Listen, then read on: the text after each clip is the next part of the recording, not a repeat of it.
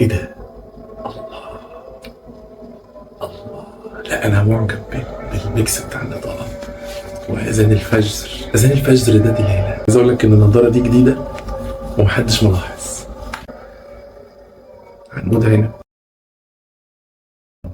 اهلا بيكم، انا محمد ناصر وده بودكاست بجد. الحلقه دي بنحاول نتكلم عن الطب النفسي، بنشوف نشأته وتطوره عبر التاريخ والظروف المختلفه، وبنبص طبعا على تجربه الطب في نفسي في مصر من اول ما الناس بتقرر انها تمشي في هذا المسار وبتختار الدكتور وبتشوف مسارات العلاج او اليات العلاج المحتمله. كمان بنحاول نفهم الهدف من عمليه العلاج النفسي او الطب النفسي، الى اي مدى هي ممكن تساعدنا في الوصول لحياه سويه او حتى حياه سعيده، والى اي مدى هي بتساعدنا ان احنا نعيد ضبط الفرد عشان يتوافق تاني مع المجتمع ايا كان حالته. ويمكن دي نقطه هتاخد مننا شويه مجهود في في هذه المناقشه. حابب طبعا اشكركم جدا على التفاعلات حوالين حلقه التعليم اللي فاتت.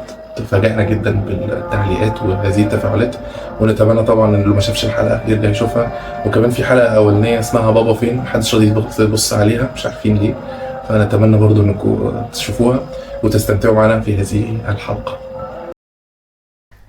بسم الله الرحمن الرحيم. قل الروح من أمر ربي وما أوتيتم من العلم إلا قليلا. صح لكل المدعين والمشككين احنا على هذا الدين. صح والله مناصر. وهذه محاولة لله تعالى، حسبة لله تعالى. الله يكرمك الله يكرمك. عشان نشوف يعني متعرفش ليه بيزعقوا. أنا أكتر شيء بيجنني تأثير نفسي. يا قوم. احنا يعني هذه الحلقة حاولنا نبدأها كذا مرة، يعني واضح ان البدايات متعثرة، ولكن ده بيمنحنا امل ان دايما النهايات تبقى متألقة. طبعا مش عايزك تقول ان انا جبت نظارة جديدة. اوكي تمام، مش عايزك تقول لي كده، ومش عايزك تقول ان دقني طويلة برضو. لا دقنك حلو. تمام، بني جذابة. خلي بالك الموضوع البني ده ما بيطلعليش في راسي شعر بني، بيطلع لي في دقني بس. ممكن تكون مش عارف دي ايه، يعني ممكن جينات معرفش، بس يعني بديل للحنة، بس مش حصل عليها حنة. يعني انا برضو مش من انصار الاستخدام المواد الطبيعية ولا الصناعية. انا من انصار يعني استخدام الانسان لنفسه. المهم، احنا كنا بنتكلم سبب الحلقة دي، سبب الحقيقي فعلا هو لؤي الخطيب. احنا بنحاول ندرس هذه الظاهرة وبنحاول نضع لها شكل. طبعا هذا صعب ان احنا نحط حلقة بناء على الحشرة دي. لا يعني ما احنا واحنا بندور وراء الحشرة اكتشفنا عالم الحشرات. ممكن. صح يعني فعلا نحاول نكتشف عالم الحشرات بقى. فقلنا خلاص بقى ان نتجاوز الحشرة الى دراسة الظواهر بقى. يعني صح. لان عارف انت المثل الفينيقي اللي بيقول لك ان العقول الصغيرة تناقش الاشخاص، والعقول المتوسطة تناقش الاحداث، اما العقول العظيمة تناقش الافكار. وده سبب موضوع بودكاست بجد. سلام، راجل محترم وعندك رؤية.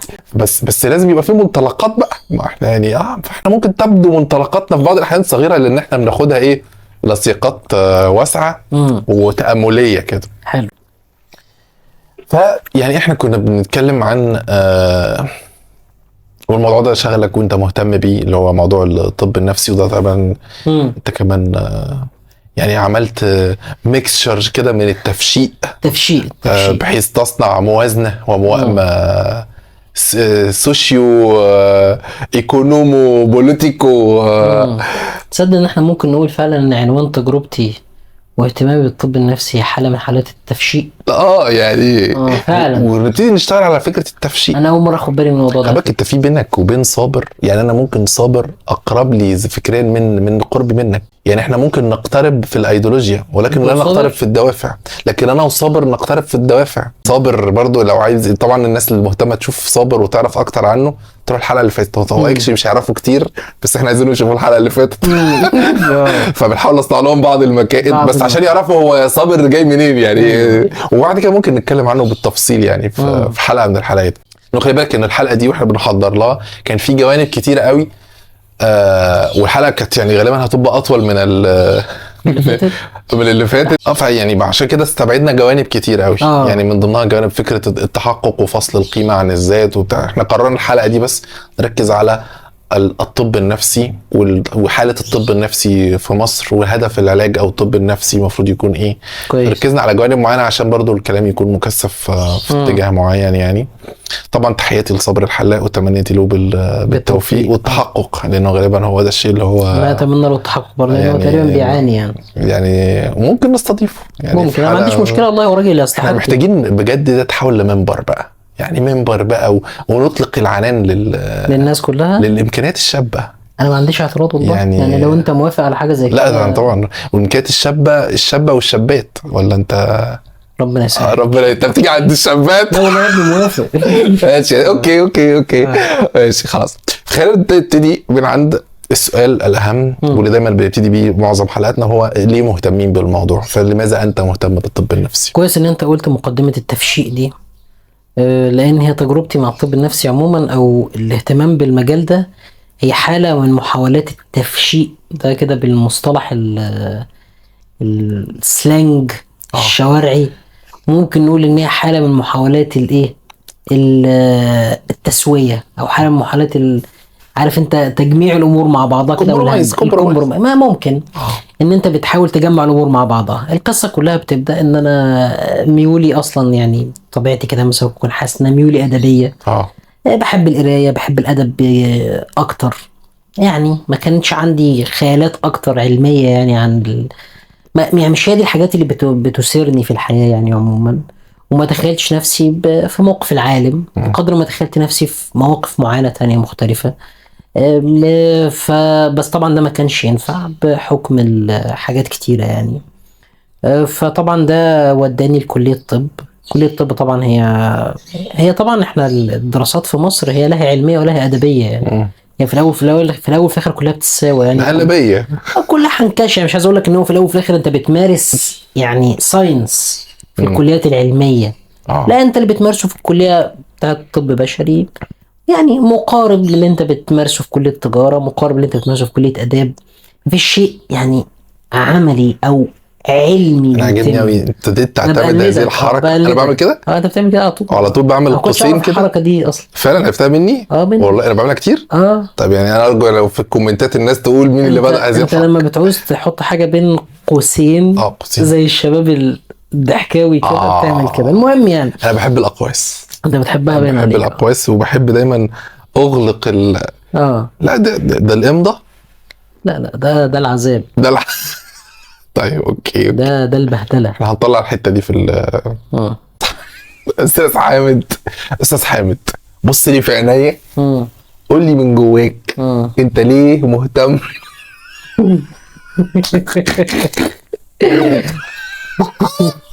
انا حاسس الموبايل هيفصل. انت قلت من شويه انه احد اهم اسباب اهتمامك بالطب النفسي هو انه ده كان اكتر حاجه بتثير فضولك من زمان، وتجربتك عموما في الكليه مش ان الكليات في مصر هي اكتر مكان انت بتتعلم فيه علم حقيقي وبتحطه بين قوسين وبتتريق عليا ان انا بحطه بين قوسين. بالظبط كده. بس فانا عايز افهم اكتر يعني الى اي مدى الكليه قربتك او بعدتك عن التخصص ده؟ انا دخلت الكليه دي. الكليه دي من الاول والاخر هي حاله من التوفيق، عشان خاطر انا مش هعرف ادخل امارس اي حاجه من الحاجات اللي انا بحبها دي في اي توجه معين او اي مسار معين موجود في مصر. انا في الاول وفي الاخر انا عايز الاقي مهنه كويسه. الكليه دي كانت ما كانش يعني انا جايب اعلى درجات فلازم ادخل كليه طب. فلما دخلت كليه طب وانا اصلا مهتم بالجانب الادبي، بقى على بال ما لقيت حل، على بال ما لقيت صرفه ولقيت مسار كان هو مسار الاهتمام بالطب النفسي. حلو. الطب النفسي كان حاله من حالات التوفيق مره اخرى من اللي انا بحبه واللي انا بقرا فيه، وخصوصا كمان ان انا بحبه. يعني انا بالفعل فعلا انا عمري مثلا في حياتي ما اهتميت باي معلومه فيزيائيه مثلا، ولا لفتتني روعه الاكوان، ولا لفتتني مثلا تركيب العربيه، ولا تركيب الموتوسيكل، ولا عمري في حياتي عجبتني الارقام. امال ايه اللي لفتك بقى؟ انا كان دايما اللي بيلفتني فكره ان هو ليه البني ادم بيعمل كده، ليه ده مريض، ده بيفكر ازاي. هو دي الحاجات اللي بتشغلني. ازاي ان انا بقيت سعيد، ازاي ان انا بقيت تعيس. والكلام ده له علاقه باصل تربيتي. اصل تربيتي هي ان والدتي كانت دايما بتحفز وبتعزز عندنا نقطه الاهتمام بالجانب ده جوانا. جانب الجانب الشخصي ده جوانا، ان احنا نفند نفسنا ونقيم نفسنا ونسائل مشاعرنا ونرجع نحس بيها. وهي كان عندها قدرة كمان كبيرة على التعاطف، فكانت علمتنا ان احنا نتواصل اكتر مع البني ادمين، نحاول ان احنا البني ادم ده حاسس بيه وهو بيقول الكلمه دي، انا حاسس بيه وانا بعمل السلوك ده، فلان الفلاني ده عمل السلوك ده من اي دافع. كانت الاسئله دي دايما هي كانت بتسالها لنفسها وبتسالها لنفسها فينا احنا، فتولد عندي الامور دي. وخلي بالك كمان ان في نقطه اضافيه، الا وهي ان دي الاساسيات اللي اتبنت عليها طفولتي كمان. يعني انا طفولتي مثلا لما كنا موجودين، والدتي كانت مهتمه بشكل رهيب على ان هي فضلت لحد ما احنا بقينا كبار جدا. يعني انا ممكن نكون مثلا في نص الابتدائي، ثالثه او رابعه ابتدائي، ده كبير. من اول ما بدانا نستوعب لحد السن ده، والدتي بلا اي انقطاع بتختلق قصه يوميا بالليل. انا اخويا كان بينام، انا ما فيش قصه من دول ما سمعتهاش. والدتي كانت بتختلق اي شيء. قصة اطفال يعني ولا قصه حقيقيه؟ ساعات بتحكي افلام وانا ما اعرفش ان هو فيلم. هي مثلا شافت مثلا فيلم فريد شوقي، محمود المليجي، مش عارف ايه، كانت تحكي بس شكل بقى ان هو يحط القصه في حدوته او في قالب كده. وكنت حاسس ان دي بلس. احنا كان عندنا كميه قصص يعني جبنا بقى قصص بقى دينية على مش دينية. احنا كنا بنروح المعرض ده كان في الشرقية في مدينتي، في اللي احنا في المدينة اللي احنا فيها دي، كان معرض على بسيط، المدينة السرية ولا الناس كلها عارفة. بس اللي انا اقصده ان الناس دي كنا نروح مثلا نجيب مجموعة كتاكيت ومجموعة مش عارف قصص الأنبياء، قصص، اي مجموعه قصصيه، كليله ودمنه، كل شيء. احنا كان عندنا فعلا كميات مهوله. ده ايه علاقته بالطب النفسي؟ الفكره كلها ان ده ربى عندي ميولي الادبيه وميلي الشديد جدا للنظر للعالم بالرؤيه دي. يعني ما كناش بقى نجيب التركيب، ما كانش عندي العاب بازل، فعمري اصلا ما كانت الحاجات دي بتلفتني يعني. انت واخد بالك؟ فالموضوع بقى يتعمق. دخلت الكليه دي، لقيت ان المسار الاقرب ان انا اجمع بين ده وده هو فكره الطب النفسي. ولما اتخرجت من الكليه اتخصصت في الامراض العصبيه. والامراض العصبيه برضو هي حاله من محاولات التفشيق برضو، او محاولات التسويه. ان انا عشان خاطر ما اشتغلش طبيب نفسي بس، والطب النفسي ده جزء عياده كده ممكن يكون حواليه ستيجما معينه او مرفوض شويه، او ممكن يواجه مشاكل معينة، فانا محتاج ان انا اشتغل حاجة تخصص تاني بيبقى له جزء تداخلي انترفنشنال. ده حاجة الاطباء ممكن يكونوا فاهمينها. يعني انت عندك بقى حاجات زي اجهزة، وعندك بقى مثلا، وعندك برضو مجال الامراض العصبية ده مجال مش فيه لغط.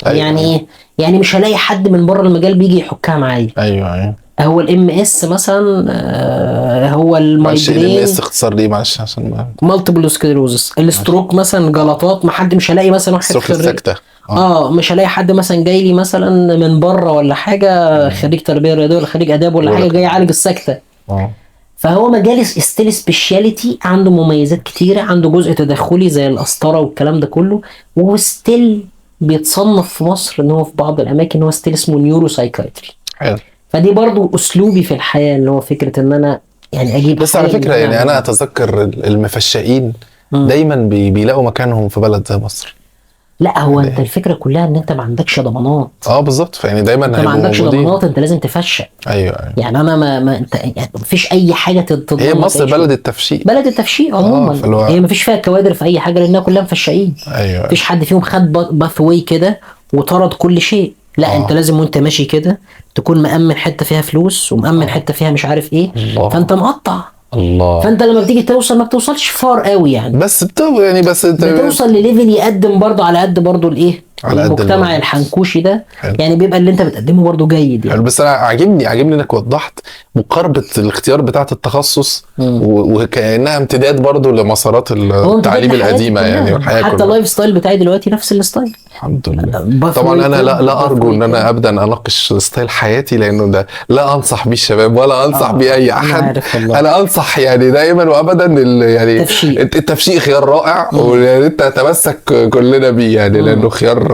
انت مش مفشل، انت مش عايز تختار قرار التفشيق يعني. لا ما ده صعب علي. انا بلغت من العمر ارزله. حاولت أقنعك إن ويعني أنت لا تخش، عارف، بس لا أنت ما صعب رضيتش. صعب عليك. بس ده يخلينا نروح اكتر للكلام عن نقطه يعني الطب النفسي. حوالي كتير وانت لسه بتقول حوالي لغط كتير، ناس كتير ممكن تشتغل في المجال وما يكونوش درسوا طب ويقول لك معالج وكلام شبه كده. يعني المعالج ده مقبول. انا مش فاهم، انا مش بقول ان هو معترض عليه، بس انا بقول هو مجال واضح ان هو يعني مش صلب زي بقيه المجالات بتاعه الطب ده مثلا. حقيقي.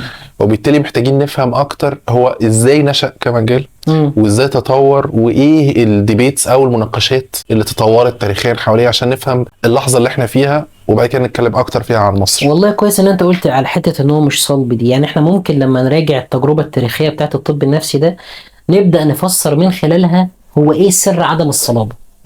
لان سر عدم الصلابه ده هو له اصل تاريخي بيخص نشأة الطب النفسي نفسه. الطب النفسي لما ظهر كان ظهر زي حاجات كتيرة خالص، عبارة عن مجموعة من العوامل مشيت بشكل متوازي مع بعضها. وانا هحاول اتكلم هنا ببطء عشان خاطر العوامل دي نفسها انا اقولها والناس تستدركها وتفهمها مرة واحدة. الفكرة كلها ان في عصر كان اسمه عصر التنوير. عصر التنوير ده بدأت اوروبا نفسها تختلف فيه وبتتغير جدا من الناحية الفكرية، وبدأ يظهر الفلاسفة الطبيعيين، فلاسفة ماديين بيشوفوا ان العالم ده ملوش شكل تاني، هو عبارة عن مادة مفيش اكتر من كده. لان كان في خلاف في المرحلة دي بقى يظهر كمان ما بين الفلاسفة دول ورجال الدين. طب الروح فين؟ في بدأ الفلاسفة دول يقولوا مفيش أرواح، هو العالم اللي احنا شايفينه ده بس، وإن مفيش أي حاجة بره العالم ده. العالم هو الفيزياء، هو الكيمياء، هو المادة، وكل شيء ملموس مرئي مسموع، مش أكتر من كده. ودي طبعا لما بتسحبها على آخرها بيبقى ليها بقى قصص وجودية، مثلا زي الموقف من الإله وموقف من الدين وقصص طويلة جدا يعني. الناس مالناش دعوة بيهم ده، مالناش دعوه بالحاجات دي دلوقتي. بس اللي انا اقصده ان كانت صراعات طويله. الصراعات دي كانت بتتحرك بالاساس عشان خاطر كان في سلطه دينيه قويه. السلطه الدينيه القويه دي بدات تتهاوى واحده بواحده. وعصر التنوير ده كان من ضمن الحاجات اللي بيتكلم فيها الروح. الروح دي كانت بتستعمل في المرحله دي كلها لتفسير كل ما هو مش مفهوم من سلوكيات البشر، ومنها ظاهره الجنون. الجنون كان بيتم استعماله وتفسيره عن طريق رجال الدين ان هي نوع من انواع مشاكل الروح ساعتها. وكانت المشاركات الطبية اياميها كمان كانت مشاركات ضعيفة. كان مثلا مفهوم الناس عن الطب كانت في حاجة اسمها الطب الخلطي، ان احنا مجموعة من 4 سوائل، مخاط ودم ومية. وكانت الناس بتتعامل حتى المشاركات الطبية في الامور دي كلها كان انا مثلا افتح ايد واحد فخليه ينزف، فان ده ممكن يحل المشكلة. كل ده كان المفهوم، كان السائد اياميها، ما كانش فيه. بس الجنون دلوقتي مش تعريفه كده صح؟ لا الجنون مش تعريفه كده، هو مرض وله هو مرض وله تشخيصه، ده هنجيله بعدين. المهم نبدا النقطه من عند الفيلسوف ديكارت. ديكارت قال العالم ده كله ماده، ما فيش اكتر من كده، وما فيش حاجه اسمها عقل او مفيش حاجه اسمها روح لوحدها كده. ما فيش حاجه بره الدماغ ده. وهنا بقى انا عايز افرق ما بين كلمه المخ والعقل.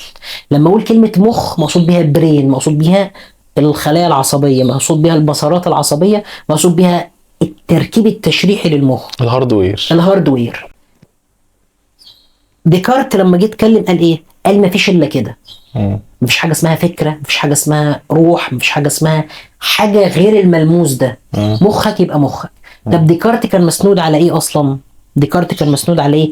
ان قبل ديكارت على طول كان علماء التشريح عملوا مرحله جديده. انا نسيت ان انا اقولها في الاول، ان علماء التشريح هم جم في القرن ال17 وقالوا يا جماعه بعد ما شرحنا جثه الانسان، الافكار او الحاله النفسيه او التفكير او الحاله، اي فكره بتيجي في دماغك دي اصلها المخ مش القلب. وده قلب الدنيا اللي قبلها، لان كان تاريخ التفكير كله وتاريخ الثقافه والعلم كله كان فاكر ان المساله بتطلع منين؟ من القلب. وده اول واحد كان قالها كان ارسطو تقريبا. وغالبا ده عشان الاحاسيس كلها بتبان اكتر. كان الاحاسيس لما انت بتكون قلقان ولا حاجه قلبك بيترجف والكلام ده كله. فالقرن ال17 جه قال لا المخ. فديكارت جه قال بعدها ايه؟ مفيش الا المخ. مفيش حاجه اسمها سول. المجنون ده راجل عنده مشكله هنا، راجل عنده مشكله جوه دماغه دي.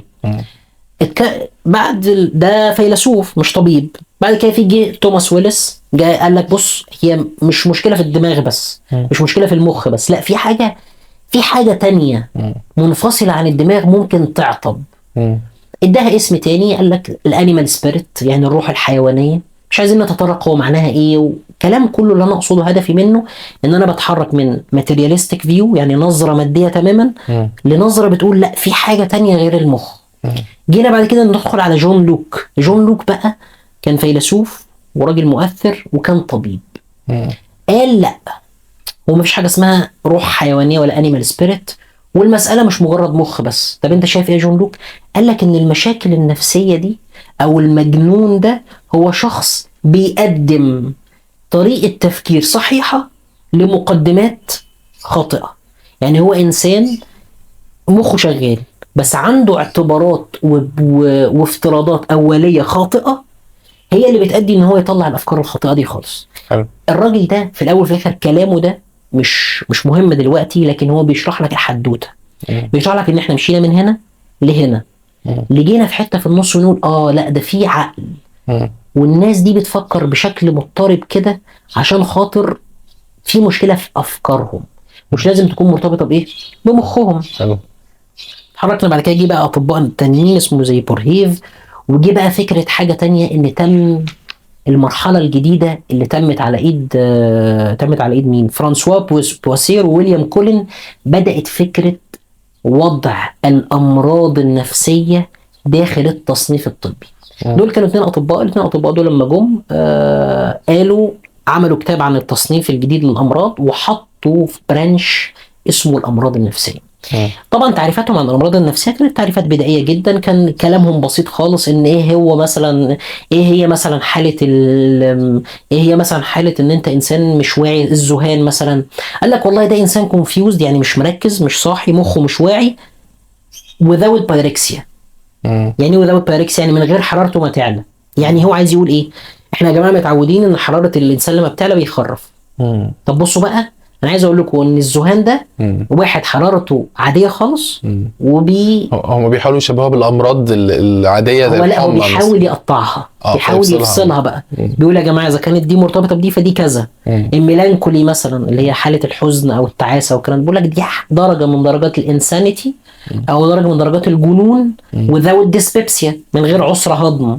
انت متخيل؟ طبعا كلام دلوقتي وانت بتقراه هو كلام طبيا وعلميا بسيط، لكن انا بقول لك ان هم بيمزقوا الموضوع. بداوا يحطوا التفسيرات النفسيه دي في برانش لوحده. دي الفكره.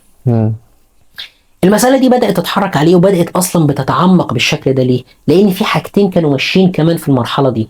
جون لوك كان راجل مؤثر على مستوى الثقافه والمجتمع بشكل عام، ورمى بذره الافكار الليبراليه وحقوق المواطنين والكلام ده كله. فبدات يظهر الاهتمام اكتر بحقوق الناس، وبدا في نفس المرحله دي كلها كان بيصعد في نفس الليفل ده حاجه اسمها الاسايلمز دي كانت الملاجئ دي بيتم ضم فيها الناس الايه؟ بيتم ضم الناس اللي هم الماد من الناس المجانين اللي كانوا بيسموهم مجانين ويجمعوهم في المكان ده، والمشردين وكل ده. حط بقى كمان، انا دلوقتي عملت اختلافات دلوقتي معرفيه، الفلاسفه بيتكلموا مع بعض، عملت استراكشر مؤسسه.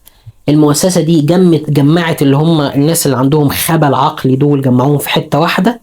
ثم بدأت كمان ترأس الملاجئ دي أطباء نفسيين أو أطباء عموما.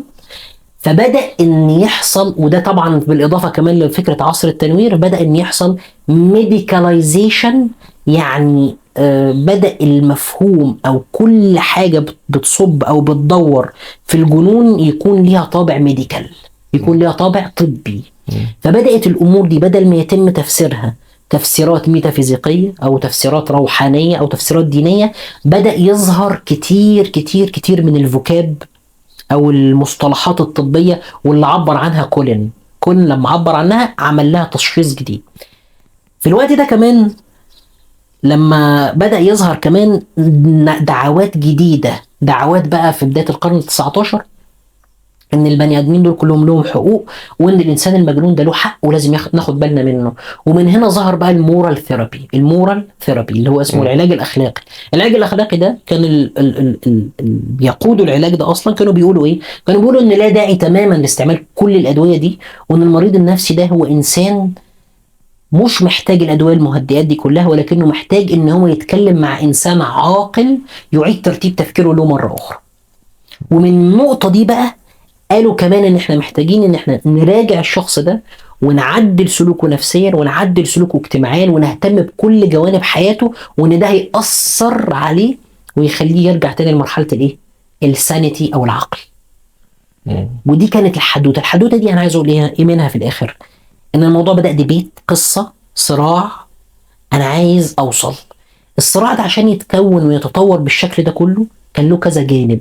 جانب معرفي، خلاف ما بين الفلاسفه، بدأ كان المؤسسات تستجيب له. بعد كده بدأ يكون في ان انا بدخل من مرحله لمرحله لمرحله، كل مرحله بتناقض اللي قبلها، وبس في نفس الوقت هي بتصنع تطويرات جديده، وهكذا.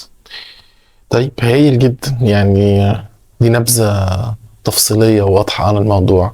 بس في النهاية ايه الرأي اللي استقر عليه الناس في مسألة تعريف النفس؟ هل في رأي تم الاستقرار عليه؟ في الحقيقه دلوقتي لسه برضه الفكره ان الصراع لسه زي ما هو. احنا عندنا معلومه بتقول هل الامراض النفسيه دي اقدر اوصل لها واقول ان هي اقدر اشوفها مثلا بشكل ما، اقدر ان انا اعمل لها تشخيص طبي قائم على معمل وقائم على تصوير مثلا او اشعات؟ في الحقيقه لا. وده العامل الاساسي اللي بناء عليه الناحيتين، يعني هما دي في نفس الفرضيه اهو، الناحيتين، سواء اللي كان شايف ان العقل ده مش موجود وان هي كلها عباره عن دماغ بس وبرين بس، او الناس اللي شايفه ان العقل موجود ومنفصل عن الدماغ وان دي الافكار دي حاجه مختلفه، هما الاثنين واقفين على نفس الفرضيه دي. يعني الراجل ده بيقول ايه؟ اللي هو شايف ان العقل ده حاجه منفصله والكلام ده كله، شايف ان انت طالما انت كبتاع امراض عصبيه مش قادر تفسر ايه هي الامراض النفسيه من ناحيه عصبيه ومن ناحيه تشريحيه، يبقى هي منفصله. وبتاع الامراض العصبيه اللي شايف ان مفيش حاجه بتاع التوجهات اللي شايف ان مفيش حاجه اسمها امراض نفسيه منفصله وان هي كلها عباره عن مشاكل في المخ مش اكتر ولا اقل، شايف ان انا مش شايفك، يعني انا مش قادر احدد انت فين، يبقى انت مش موجود. لكن مين اقرب للتناول الصحيح؟ يعني مين اللي تناول المشكله بشكل صحيح؟ ده اللي هو الشخص اللي شايف ان العقل منفصل. هو شايف ان في مشكله، مش معنى ان انت مش شايفها ان انا هسيبها، لان في الاول وفي الاخر الطبيب معني بالعلاج. الطبيب شايف مشكله. الحقيقه ان الامراض النفسيه في عندها مشكله كبيره جدا في النيوروبيولوجي بتاعها، ان انا مش قادر احدد ازاي بتتم بالظبط جوه الدماغ، ازاي ان انا اصورها. ستيل كل المحاولات موجوده. يعني انت ممكن تفتح اي مرض نفسي هتلاقي ان في مقالات كتيره جدا علميه بتقول والله ده انت في مثلا في حالات اللي هي البوردر لاين بيرسوناليتي ديس اوردر، اضطراب الشخصيه الحديه، ده انت بتلاقي مثلا ان الاميجدلا فيها مش عارف نشاط عامل ازاي. المشكله ان انت لو رحت للانكزايتي مثلا القلق هتلاقي برضه يقول لك الاميجدلا فيها مش عارف ايه، ويقول لك ده اصل الهيبوكامبس مش الهيبوكامبس. الحاجات دي كلها كوريليشنز، يعني موجوده ومرصوده في نشاط الدماغ. بس انا قادر اقول ايه بالظبط، يعني ايه هي بالظبط اللي بيسبب الموضوع ده، واقدر اصوره بحيث ان انا لما اصوره بالاشعه كده اقول والله ده اسمه بوردر لاين، ده اسمه انكزايتي. لا ستيل لا. بس ده مش يخلينا نكون شايفين بناء حتى على الديبيتس اللي انت عرضتها انه كده واضح انه الطب النفسي هو علم وفي سياق التطور لسه، يعني مع الوقت هنكتشف اسباب الحاجات دي او هنشوفها او هنستدل عليها بشكل باثولوجي اوضح من كده، بدل ما نحسم الجدل انه لا يا اما كده يا اما كده. هو انت لو شفت اصلا في المسارات كلها، كل المسارات الطبيه وكل الامراض يعني مسار الطب وهو بيتطور كده، الناس كانت بطبيعتها الاطباء القدام مثلا ما كانش عنده كل وسائل الاستدلال دي كلها، ما كانش عنده كل وسائل الاستدلال دي، وهو كان بيقبل اكتر على فكره التريتمنت، على فكره ان هو يتصرف في علاج حتى لو كان مش عارف يوصل ايه السبب. يعني وده المسار اللي في الطب النفسي. الطب النفسي يعتبر حديث. فانا دلوقتي شايف ان في مشكله، انا مش عارف اشوفها هي عامله ازاي. ده مش معناه ان انا مش هعالج، ده انا لازم اتصرف. انا لازم اتصرف في اللي بيحصل قدامي ده. وفي نفس الوقت انا ليه بحاول اكتشف هو بيحصل ازاي؟ عشان خاطر مسارات العلاج بتاعتي كمان تتحسن، عشان مسارات العلاج بتاعتي نفسها تكون ليها اثر حقيقي. يعني انا هقول لك على حاجه ظريفه، هل انا مثلا مش مقتنع ان الاطباء زمان مثلا بيحصل اي مرض زمان مثلا ما كانش فيه كل الحاجات دي، كانوا بيحاولوا يتصرفوا مع الناس، كانوا بيحاولوا يتصرفوا معاهم، وكانوا بيتصرفوا بشكل ما. الصرفه بتاعته دي علاج مثلا في نفرض الحمى، نفرض الحمى مثلا، كان الاطباء زمان بيتصرفوا ياكلوا حاجه، يشربوا حاجه، محلول، مشروب، مخفوق، اي صرف من الصرف، وكان المريض نفسه بيتعافى بدرجه ما. هل الراجل ده كان عارف السبب ايه؟ ما كانش عارف، بس هو كان بيجرب مره والتانيه والتالته. طب لما عرف ايه اللي حصل بقى ما بيعملش كل المحاولات دي، بقينا عارفين احنا بنحارب ايه فبنحاربه صح. وهكذا. فالطب النفسي ممكن تقول عليه زي ما انت قلت كده ان هو في طور التطوير، في طور المزيد والمزيد من ان هو يظهر اكتر. لكن هل ظهرت حاجه تقول هو مفيش الطب النفسي ده مش موجود وان هي كلها امراض عصبيه؟ لا. طب هل الامراض العصبيه عرفت تثبت الكلام ده؟ لسه. حلو قوي. الطب النفسي والنيوروبيولوجي لا لسه. طيب بما ان احنا خدنا الرحله دي في الطب النفسي وانت عرجت شويه على فكره المرض النفسي وانه ملوش باثولوجي، فانا شايف دلوقتي مهم ان احنا نفهم، طب هل في تعريف واضح للمرض النفسي؟ المرض النفسي هو الحاله العقليه اللي هي ايه العقليه بالظبط انا مش عارف، بس هي حاله معينه بتخليك مش قادر، بتحصل لك بسبب ان انت مش قادر تحقق 3 حاجات. مش قادر تحقق بليجر، متعه بشكلها اللي هو عباره عن دفقات من المشاعر الايجابيه. مش عارف تحقق انجيجمنت، مش عارف تبقى انجيجد، مش متفاعل، لا انت بتشتغل، او انت مثلا مش عارف تشترك في نشاطات مع الاسره مع العيله، تشارك في المجتمع، ومش عندك بيربس. مش عندك بيربس يعني انت مش عندك اي هدف في الحياه. حاله الاضطراب النفسي هي ممكن تقترب من المشاكل دي. المرض النفسي لذلك هو اصلا ايه السواء النفسي بالنسبه لمنظمه الصحه العالميه؟ السواء النفسي عندهم هي مشاعر متدفقه، يعني دفقات مستمره، مثلا مشاعر المتعه اللي انت بتحققها عن طريق الاكل او الشرب او الجنس او الاسباب الماديه او حتى الاسباب المعنويه، المهم ان انت بتحصل عليها بشكل مستمر، او ان انت يكون عندك انجيجمنت، بتشارك في نشاطات، وان انت يكون عندك بيربس. هي دي حاله السواء النفسي بالنسبه لمنظمه الصحه عرفت الحاجتين. هما الاثنين عكس بعض، المرض النفسي والسواء بالظبط. فانت ممكن تشوف مثلا ان انت هي التعريفات هي دي بتناقض بعضها، ده عكس ده بالظبط يعني. بس طب وهل، عشان برضه دي كانت نقطه مهمه قوي احنا بنتناقش في التحضير، هل ممكن الانسان يجمع ما بين انه يكون في حاله نفسيه سويه وعنده مرض نفسي او العكس؟ في وجهه نظري المفروض ان ليه بقى؟ احنا عندنا مثلا في حاجه اسمها جنرال كونديشن عندنا في الطب عموما، اللي هي الحاله العامه للمريض او الحاله العامه للانسان. انت ممكن يدخل عليك مريض سكر ماشي على الادويه بتاعته، وهو مريض سكر بقاله مثلا 5-6 سنين وماشي وعامل لايف ستايل موديفيكيشن والكلام ده كله. ممكن يدخل عليك يعمل لك تحاليل، تعمل له صوره دهون وتعمل له تحاليل صوره دم وتعمل له كل التحاليل اللازمه، وتشوف السكر بتاعه وتشوف كل الحاجات الكلى بتاعته عامله ايه والحاجات بتاعته، تلاقي ان هو الجنرال كونديشن بتاعته زي الفل، رغم ان هو عنده اضطراب. واضطراب خلي بالك، مرض السكر ده مرض سيستماتيك، يعني ما بيسيبش حته ما بيأثرش فيها، بيأثر في العين وفي الكلى وفي القلب وفي كل الاماكن، ما بيسيبش حته، وفي الجهاز العصبي وفي الجهاز، يعني ما بيسيبش حته فعلا يعني. بالرغم من كده انت ممكن تبقى مريض سكر وممكن تبقى عندك الجنرال كونديشن بتاعتك زي الفل. انت متعايش، انت زي الفل، انت ماشي على التريتمنت بتاعتك وزي الفل. ونفس الكلام انت ممكن تجي لي المستشفى انت لسه ما تشخصتش باي شيء، ما عندكش اي مشكله، لا هايبرتنشن ولا عندك ضغط ولا عندك لا عندك ضغط ولا عندك سكر ولا عندك مشاكل في الغده ولا اي حاجه من الحاجات دي خالص، وما عندكش الحاجات دي كلها وحالتك الصحيه زي الزفت. الجنرال كونديشن كده انت وحش جدا. الجنرال كونديشن الوحشه دي انت هتوصلك في الاخر لمرض، ممكن توصلك احتمال كبير توصلك لمرض، بس انا قصدي ان انت ممكن تبقى الجنرال كونديشن بتاعتك او الحاله العامه بتاعتك وحشه جدا وانت ما عندكش مرض.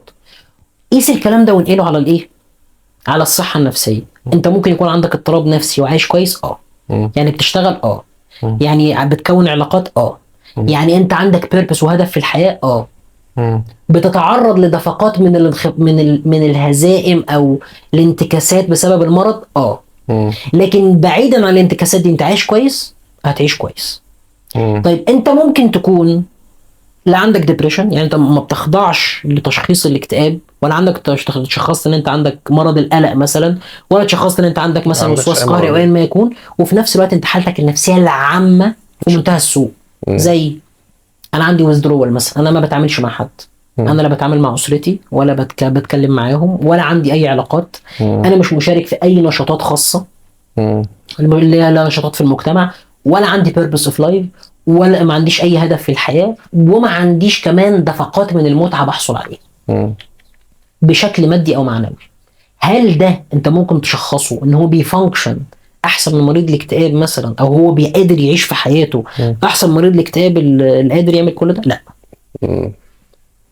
حلو. واضح من كلامك انه يعني المساحات في قدر من الرماديه، بس يعني مع شويه تدقيق ممكن نكون شايفين الفروق. حلو. يعني ان الحاله النفسيه السويه ممكن يكون معها في خلل او اضطراب نفسي، بس تحت العلاج بتقدر تحافظ على حالتك النفسيه السويه. تمام، يعني كده الصوره واضحه لي. طيب هو هل في مثلا وده يمكن سؤال كان بيشغلني دايما في فكره مشوار الدكتور النفسي. هو ممكن انسان يروح لدكتور نفسي يساله انا سوي نفسيا ولا لا، والدكتور يجاوبه؟ يعني اظن ناس كتير بتفكر كده، انه عايز اطمن، عايز احس ان انا يعني انت عايز تعرف انت جاي لاي مدى انا سوي نفسيا. المفروض ان بناء على اللي انا قلته ده هو انت بتحدد اذا كان عندك سواء نفسي او لا. يعني سواء نفسي بمعنى ايه؟ بمعنى ان انت عندك نفس او عندك عقل اللي هو مش مخ، او عندك افكار قادرة على ان هي تخليك تكون علاقات، تخليك منتج في حياتك، تخليك قادر على ان انت تشعر بالمتعة. فده بالنسبة لي حتى الان ممكن يكون تعريف للسواء النفسي. لان السواء النفسي مشكلته كمان ان هو تعريف فيه درجة كبيرة جدا من الغموض، وصعب جدا، ومتأثر بعوامل كتيرة خالص. فلما انا اقول لك الثلاثة بوينتس دول، ممكن انا اعتبرهم اكتر 3 عوامل اوبجكتيف. يعني اوبجكتيف يعني موضوعيين. ليه؟ لان ممكن ثقافة معينة تفترض فيك السواء النفسي لسلوك خاص او ثانوي. يعني مثلا لو انت في ثقافة معينة، الثقافة دي مثلا بتشوف ان من السواء النفسي مثلا ان انت تصلي مثلا، فلنفترض، او ان انت تكون متدين، فانت ممكن تكون بتمارس الحاجات دي.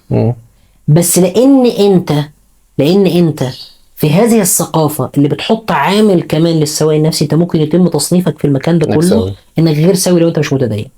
حلو الكلام. فاللي انا اقصده ال3 عوامل دول ميزتهم ايه؟ ان هما بيحطوا شكل موضوعي. في عوامل كتيرة جدا ممكن تكون انت بتعمل كل ده وما انتش سوي. انت ممكن تكون مضطرب بشكل ما او عندك ازمة معينة. بس انا قصدي ان دي 3 عوامل رئيسية قوي وموضوعية قوي بدون الدخول في تفاصيل. حلو. بس انا قصدي اقول ان الدكتور ممكن يكون مساعد في استكشاف ده بدل ما انت تعمل ده لوحدك. لو اكيد انت مش هتكون يعني اوبجكتيف. انت عايز تقول مثلا يعني نختار دكتور بس لو انت رحت، لا مش بتكلم عن اختيار الدكتور، بتكلم لو ان شخص النهارده عايز يعرف قد ايه هو سوي نفسيا، فعايز يروح يقعد مع الدكتور يساله السؤال ده، هل ده فعلا حاجه ممكن تساعده اكتر ما هو يعمل ده مع نفسه؟ لا، انا كده مقتنع بده.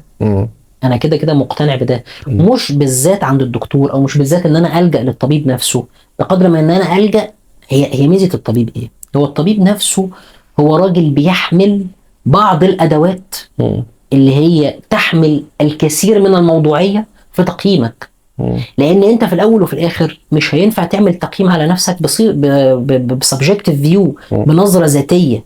انا مش هبص على نفسي بعقلي نفسه وابدا اقيم نفسي. انا كان عندي عقلي بيبص على عقلي بيبص على عقلي، مش هتبقى سهله. طبعا انا مش شايف ان انت، انا شايف ان انت ممكن تسال السؤال ده. بس هي حاله من الرفاهيه ممكن ما تكونش موجوده هنا يعني. حلو، ده احنا هنوصل لها. كان في تجربه اللي هي الدراسه بتاعت being sane in insane places اللي هي بتاعت ديفيد روزنهين. وباختصار يعني عشان الناس تبقى فاهمه التجربه، ان هو في سنه 72 في دكتور قرر ان هو يعمل تجربه هو ومجموعه من صحابه. هو كان دكتور نفسي في ستانفورد. ان هو هيتوزعوا على كذا مستشفى وهيدعوا اعراض معينه، وهيشوفوا الى اي مدى المستشفيات دي هتقدر تكشفهم. والتجربه دي لما اتعملت المستشفيات قبلتهم كمرضى وشخصتهم بامراض نفسيه، وادوهم ادويه هم ما كانوش بياخدوا الادويه. وبعد كده كان في من ضمن المجموعه دي حصل اتفاق. طبعا هم كان جزء منهم دكاتره نفسيين وجزء تاني ما كانش دكاتره نفسيين، بس هم ما كانوش موضحين هوياتهم دي للناس اللي في المستشفى. قرروا ان هم يقولوا خلاص احنا خفينا واحنا تمام، ويمارسوا ويقولوا كلام عاقل ومنطقي ويبعدوا خالص عن الاعراض. المفاجاه ان المستشفيات رفضت ان هي تخرجهم، وفضلوا شهرين جوه المستشفى. خرج الدكتور ديفيد روزنهين بعد شهرين وكتب الكلام ده في دراسه واتنشرت الدراسه. وده طبعا اثار جدل كبير حوالين احنا ازاي بنحدد المرض النفسي، وانه قد ايه الموضوع سبجكتيف، وكمان استخدام الادويه. احنا الناس دي المفروض ان هي طبيعيه وخدت ادويه، فالمفروض ان ده ما كانش صح. فوقتها خرجت احد المستشفيات وتحدت الدكتور انه ابعت لنا ناس واحنا هنطلعهم، ناس فيك يعني. يعني واحنا هنستكشفهم.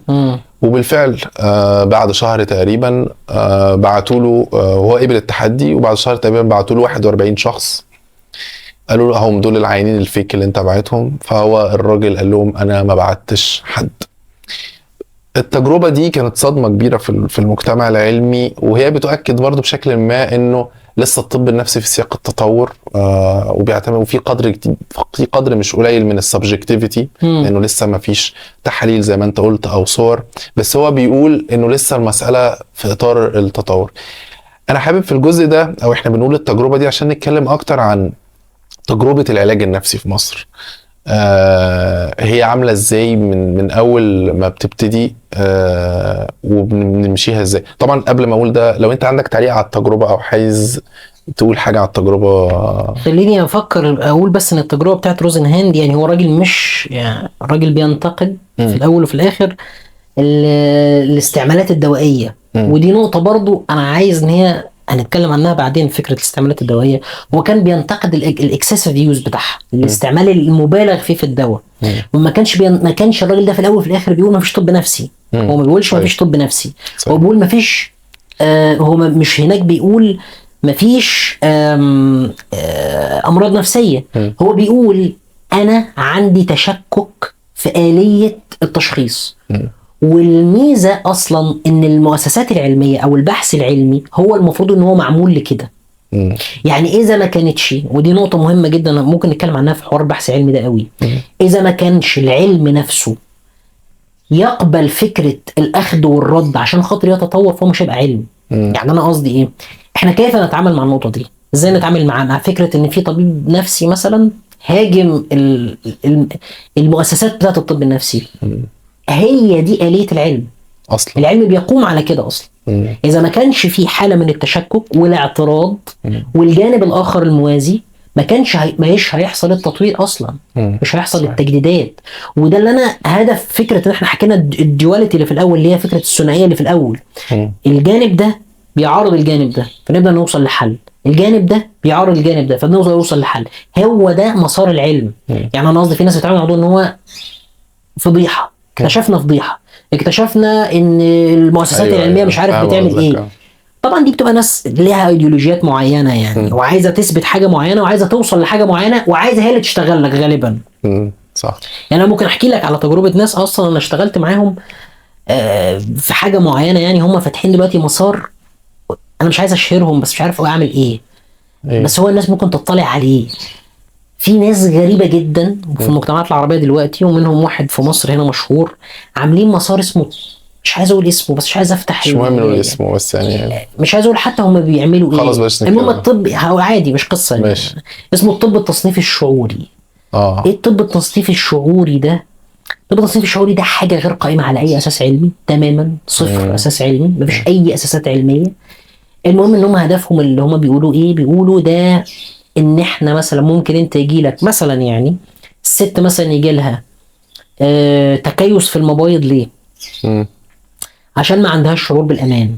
فراح المبيض حس بالموضوع ده، فبدأ يكون ابناء، فعشان خاطر ما فيش زوج يلقحها، فالابناء ده طلع في شكل ايه؟ في شكل ايه؟ تكيسات. تربيطة غريبة. انا فاكر التحليل ده تربيطات بقى مش مفهومة تماما. دي كل دي بقى مسارات. طب الناس دي عشان خاطر ارجع بقى خطوة لورا، اتفرج على محتواهم من الاول بقى. عايزين ايه؟ يقول لك ده الطب النفسي عمل كذا، ده استنى بقى الطب عموما التقليدي ده نصابين. ليه يا عم نصابين؟ ده اصل كان في بحث علمي هناك، ده اصل في بحث علمي هناك. الناس اللي بتتصيد الحاجات دي كلها وبتفترض ان هي فضيحه. فهمت قصدك. هي بتبقى هدفها في الاخر ان هي تاخد مسار موازي. حلو. انت فاهم ازاي؟ فاللي حصل من تجربه ريزنهام مش فضيحه، هو ده المسار بتاع التجديد العلمي. حلو قوي، ده كلام رائع. حلو. طيب احنا كده غالبا فهمنا من كلامك امتى الانسان ممكن يروح للدكتور النفسي لما يلاقي واحده من الحاجات الثلاثه عنده فيها مشكله. سواء كان ليه علاقه بالبليجر او ليه علاقه بالانجيجمنت او كان ليه علاقه بالبيربس. فساعتها يبقى اختيار الدكتور النفسي فكره مهمه يعني. بس ازاي الناس تختار الدكتور النفسي؟ يعني ليه بسال السؤال ده؟ لاني بحس ان التوبيك ده الناس مش بتتعرض له كتير مع انه موضوع مهم. وبما ان المجال لسه فيه درجه من السبجكتيفيتي، مش بنقول ان هو مش ساينس، هو ساينس، بس لسه فيه درجه اعلى من السبجكتيفيتي. فبشكل كبير نجاح بروسيس الدكتور النفسي بتكون معتمده على اختيارك للدكتور. الى اي مدى الناس ممكن تكون موفقه في ده معتمد على المعايير. هو الناس ازاي تفكر في اختيار الدكتور؟ خلي بالك ان السؤال ده اتقال في كذا حد من الناس اللي بيعملوا كونتنت على اليوتيوب والكلام ده كله، والاجابات اللي عليه كانت اجابات بسيطه جدا. الاجابات كلها بتيجي من اللي هي من المقالات اللي هي على النت يعني. الله. خلي بالك احنا بقى هنقول حاجه جديده. يعني مش بس هقول حاجه جديده، هقول لك حاجه بناء على تجربه يعني، او بناء على التساؤلات والاحتكاك مع الناس يعني. الطبيب النفسي في الاول وفي الاخر في جزء دوائي بيتعامل بيه معاك، وهنتناقش في الموضوع الدوائي ده. وفي جزء سايكوثيرابي، علاج نفسي، بل ان احنا بنقعد مع بعض وكلام مباشر دايركت فيس تو فيس، بنتكلم مع بعض وبندردش في موضوع معين. الفكره كلها ان خضوعك نفسه للطبيب وتعاملك المباشر معاه بيعرضك لدرجه من درجات ذاتيته، يعني نظرته هو للحياه. ودي نقطه مهمه جدا. الطب النفسي عموما بيحاول يلاقي مسارات معينة أو أساليب علاجية معينة للعلاج النفسي تكون موضوعية بأكبر قدر ممكن. أكتر وسيلة ممكنة إن إحنا نخلي إن ميولك وتفضيلاتك أنت كطبيب ما تسقطش على المريض، بيحاولوا ييجوا فيها جدا. فظهر السي بي تي اللي هو العلاج المعرفي السلوكي، والدي بي تي اللي هو العلاج المعرفي الجدلي، ومدارس ومدارس ومدارس كلها بتحاول إن هي تقلم ميولك انت. بتحاول تقلم افكارك انت كطبيب من انت تسقطها على المريض. طيب المشكله في ايه؟ المشكله ان انت هتعمل ايه؟ هتروح من السبجكتيفيتي دي فين؟ مش هتروح منها في حته. الطبيب هو انسان، راجل عايش بافكار بمعتقدات في مجتمع معين. هو بيتعرض لحاجات كتيره جدا اكتر من الجزء الاحترافي له كطبيب نفسي. فبالتالي انت معرض وانت مريض لتجربته، دي حاجة، لقناعاته، دي حاجة، لميوله، دي حاجة. لذلك أنا بشوف جدا إن من المهم بعد ما تشوف طبعا شهاداته والكلام ده كله، رغم إن الكلام ده في مصر يعني ما يقلقش قوي يعني. المهم يبقى طبيب.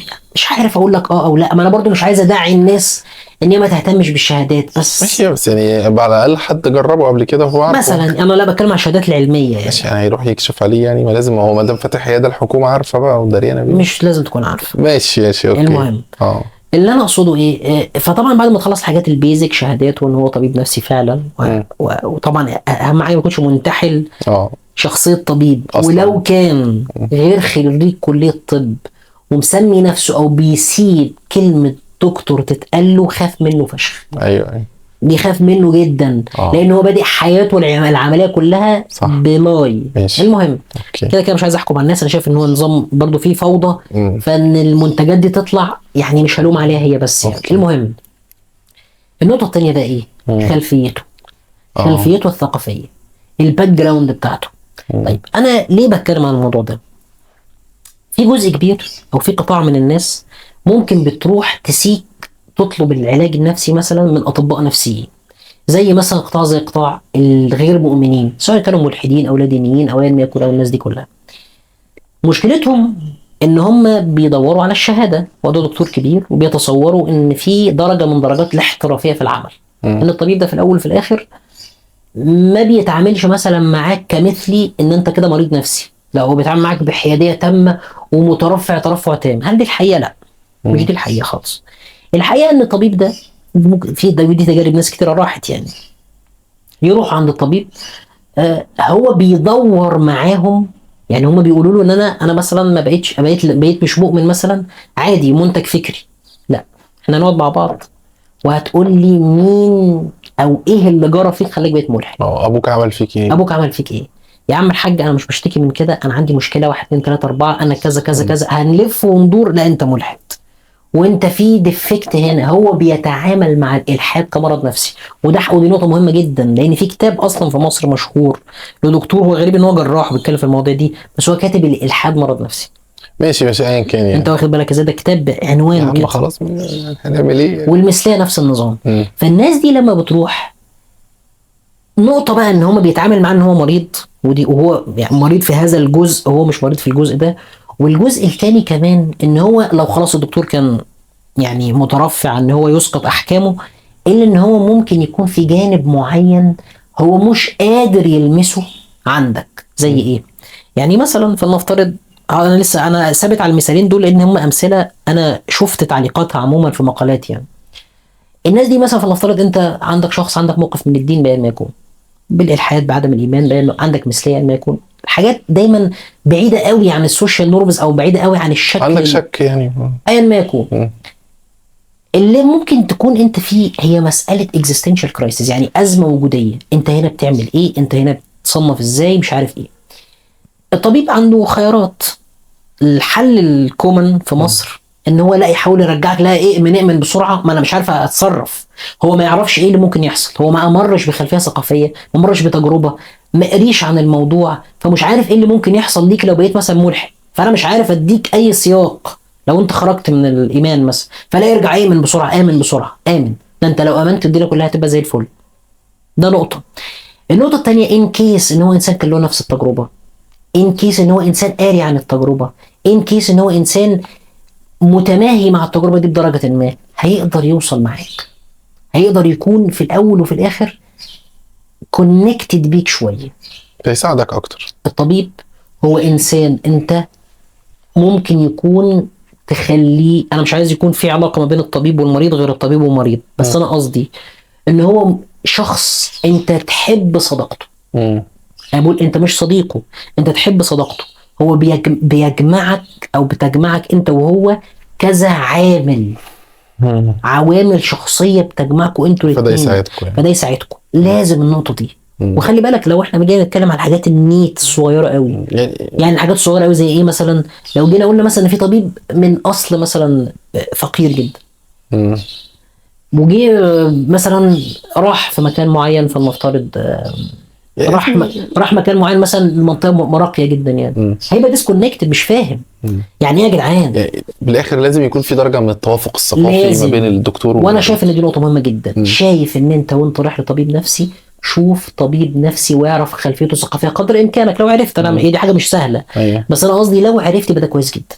والطبيب النفسي اللي على نفس الخطوط العريضه اللي معاك يبقى احسن لك، ده بيساعدك. النقطه الثانيه اللي انا شايف ان هي برضو بعيدا عن الشكل ده، النقطه الثانيه اللي انا شايف ان هي مش كل الناس اتكلمت فيها، ان انا شايف ان الطبيب النفسي لازم يكون طبيب بطنه جيد.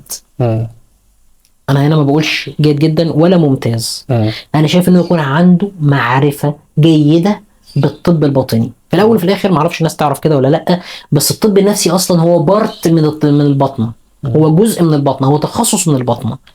وعشان خاطر تبقى انت طبيب، يعني انت عايز تروح لطبيب نفسه ينفعك فعلا، لازم يكون عنده معلومه جيده بالتخصصات الباطنيه بشكل عام. ليه؟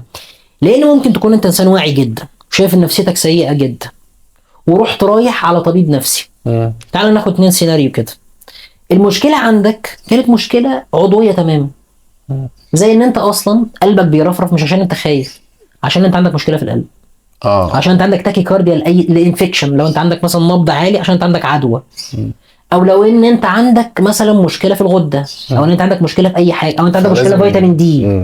انت ممكن تقعد مع الدكتور ده، اللي يحصل خد السيناريو ده كده، ايه ممكن يحصل معاه؟ ان انت تقعد معاه يقول لك ده انت واعي جدا. معقوله؟ انا ما شفتش حد بيجي لدكتور نفسي على طول كده. انت واعي جدا، نفضل مع بعض ايه بقى؟ شهر شهرين وانا خايف يا دكتور زي ما انا، يا ابني فيك ايه؟ يا ابني مش معقول، يا ابني الدنيا فيها ايه؟ ويبقى المساله كلها عضويه. الدكتور لما يكون عنده معرفه جيده بيستبعد الاسباب بيقدر يستبعدها، او يقدر على الاقل يرفرك. لان خلي بالك انا اقول لك على حاجه، في نقطه كمان. يرفرك دي يعني يرفرك يعني يبعتك لدكتور تاني. نوضح بس المصطلحات. في نقطه كمان مهمه جدا كمان. ايه هي؟ ان الدكتور لما بيكون عنده معرفه جيده بالبطنه ممكن ده يخليه ما يدعبسش في الفاضي.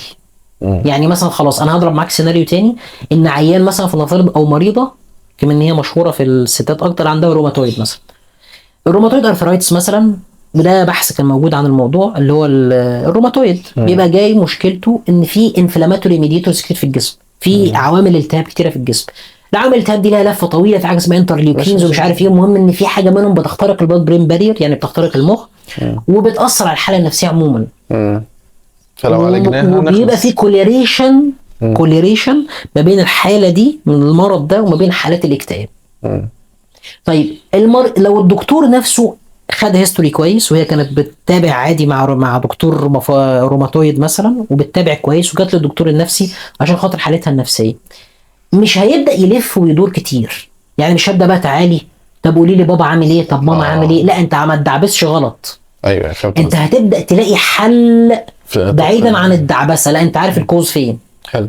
انا مش بقول لك انت مش هتمد ايدك بقى، لا هتمد ايدك بس صح. ولذلك النقطه دي بالنسبه لي مهمه جدا. فانت بتقول دلوقتي ان هو الدكتور مهم بالنسبه لك، او من وجهه نظرك يكون حاجتين، يعني عنده خلفيه قويه في البطنه بشكل واضح. مش عايز قويه دي عشان قويه دي خلفيه جيده في البطنه، بالاضافه ان يكون في توافق ثقافي بين الدكتور والمريض. المريض دايما لازم يفكر في دكتور مناسب لخلفيته الثقافيه، فيبقى في مشتركات تقدر تخليهم يساعدوا بعض اكتر ويبقوا مرتاحين مع بعض. طيب ده بيقودنا بقى لجوه رحله العلاج. يعني انت لسه متكلم شويه عن السي بي تي والدي بي تي، وفي ناس كتير بتتكلم انه لا خلونا نبتدي بالدواء في الاول من اول سيشن. في ناس بتعمل كده. هل احنا، وطبعا في ناس بتقول لك لا يعني خلي في ميكس بين الاثنين. فهل في حاجه احسن من حاجه ولا ايه؟ في الحقيقه لا. في الحقيقه هو المفروض ان في الاول وفي الاخر المساله تقدير الطبيب. يعني انا هبدا دواء ولا انا هبدا سايكوثيرابي، ده تقدير الطبيب. وخلي بالك ان دي من النقط المهمه جدا بقى وانت بتدور على الطبيب. ازاي؟ لان في ناس بتظهر من البدايه هي مدرستي في العلاج كذا. يعني احنا عندنا مدارس في العلاج مشهوره في مصر، مشهوره جدا. يعني مثلا المدرسه اللي في ناحيه مثلا جامعه عين شمس والدكتور احمد عكاشه والى اخره، هي مدرسه بيولوجيه بتآمن بالدواء وبتتوجه ناحيه الدواء بوضوح. طب هتيجي تروح مثلا القصر العيني واشباههم مثلا، تلاقيهم بيتحركوا اكتر ناحيه السايكوثيرابي. القصر هتلاقيهم ماشيين اكتر ناحيه ايه؟ ناحيه العلاج النفسي. في ناس بقى بتجمع ما بين الاثنين. طب انا ابدا بمين الاول؟ طب مش عارف ايه. انا مثلا كان ليا تجربه مثلا مع القلق. انا قادر هندل، يعني انا رحت للطبيب، الطبيب ما قدمليش حلول ايجابيه قوي تحل مشاكلي اللي في دماغي. انا الافكار اللي في دماغي انا عارف اجابتها، بس انا مش عارف احط الاجابات دي عليا، مش قادر افعل الاجابات دي. انا مثلا مقتنع ان القلق بتاعي ده ناصر ملوش داعي. انا كنت مقتنع جدا، بس مش عارف اوقفه، مش عارف اتصرف. طب انا بدات امتى الافكار دي يكون ليها اثر عليا؟ اول ما بدات اخد دواء. خدت دواء، كان في تحسين، كان في تحسن كبير قصدي. التحسن ده خلاني قادر استقبل الافكار اللي انا اصلا هي موجوده في دماغي، بس انا ما كنتش قادر ادخلها اصلا في دماغي الا لما انا اهدى. انا في حاله فزع، انا جسمي ده بيهزمني، يعني انا جسمي ده بيهزمني، مش قادر، انا نبضي عالي ومتوتر جدا ومش عارف ايه. اول ما بدات اخد نسبه ادويه بسيطه خالص بدات استوعب الكلام ده. ففي ناس ممكن تبدا كده، يمكن انت ليك تجربه يعني مخالفه عن تجربتي شويه. لا يعني انا بصراحه انا مؤمن بالرياضه. يعني الادويه دايما كنت بشوف ان هي بتعمل حاجز بين الانسان وبين العالم. فالرياضه بالنسبه لي كانت هي المخرج يعني. وبالذات انها غير انها يعني بتحسن جدا وبتكلم تحديدا عن الحديد، مش بتكلم كارديو حديد يعني. بس لا هي كانت فارق. بس اللي انا لاحظته ان ناس كتير بتحاول تعمل ادابتيشن بعيد خالص بقى عن فكرة الدكتور، وبعيد خالص عن فكرة الأدوية، وبعيد خالص عن السي بي تي والدي بي تي والكلام ده كله. أو حتى الرياضة. الناس بتلجأ للمخدرات عموما، وأبسط حاجة طبعا الحشيش. معظم الجيل الأصغر بيلجأ للموضوع ده كوسيلة. طبعا أنا مش بشوف أنه ده صح أكيد، لأنه برضو واحدة من الحاجات اللي أنت ممكن تقول عن أحسن مني في الجزء ده، من الاثار طويله المدى لاستخدامات حاجات زي الحشيش. ناس كتير بتستخدم الحشيش على اعتبار ان هو مش ماده ادمانيه، هو مش ادمانيه فعلا، بس برغم كده اثاره سيئه جدا. انا شفت ناس يعني على المستوى الشخصي، شفت ناس بيتاثروا قد ايه على المدى الطويل باستخدام المكثف المفروض الحشيش. انه بعد 10 سنين فعلا بيقلب بحالات ذهنيه معقده جدا، ومساله بتبقى ده غير طبعا تاثيرك يعني بيأثر طبعا على حكمك على الامور وعلى الاشياء وعلى مشاعرك. ف يعني طبعا لا ننصح ابدا الناس انها تلجأ لخيار بس انا بقول دي واحده من الحاجات اللي الناس بتلجأ لها. يعني وربما ده لاسباب اقتصاديه برضو او لاسباب معرفيه برضو. يعني بشوف مثلا، ويمكن دي واحده من الحاجات اللي كنا نتكلم عليها قبل ما نسجل، انه معظم مثلا قطاع الصنايعيه في مصر جزء كبير منهم السواقين والصنايعيه بيعتمدوا جدا على التمويل باعتباره حاجه بتساعدهم نفسيا ان هم يقضوا وقت طويل جدا من الشغل، وبيحد جدا من الامهم الجسمانيه.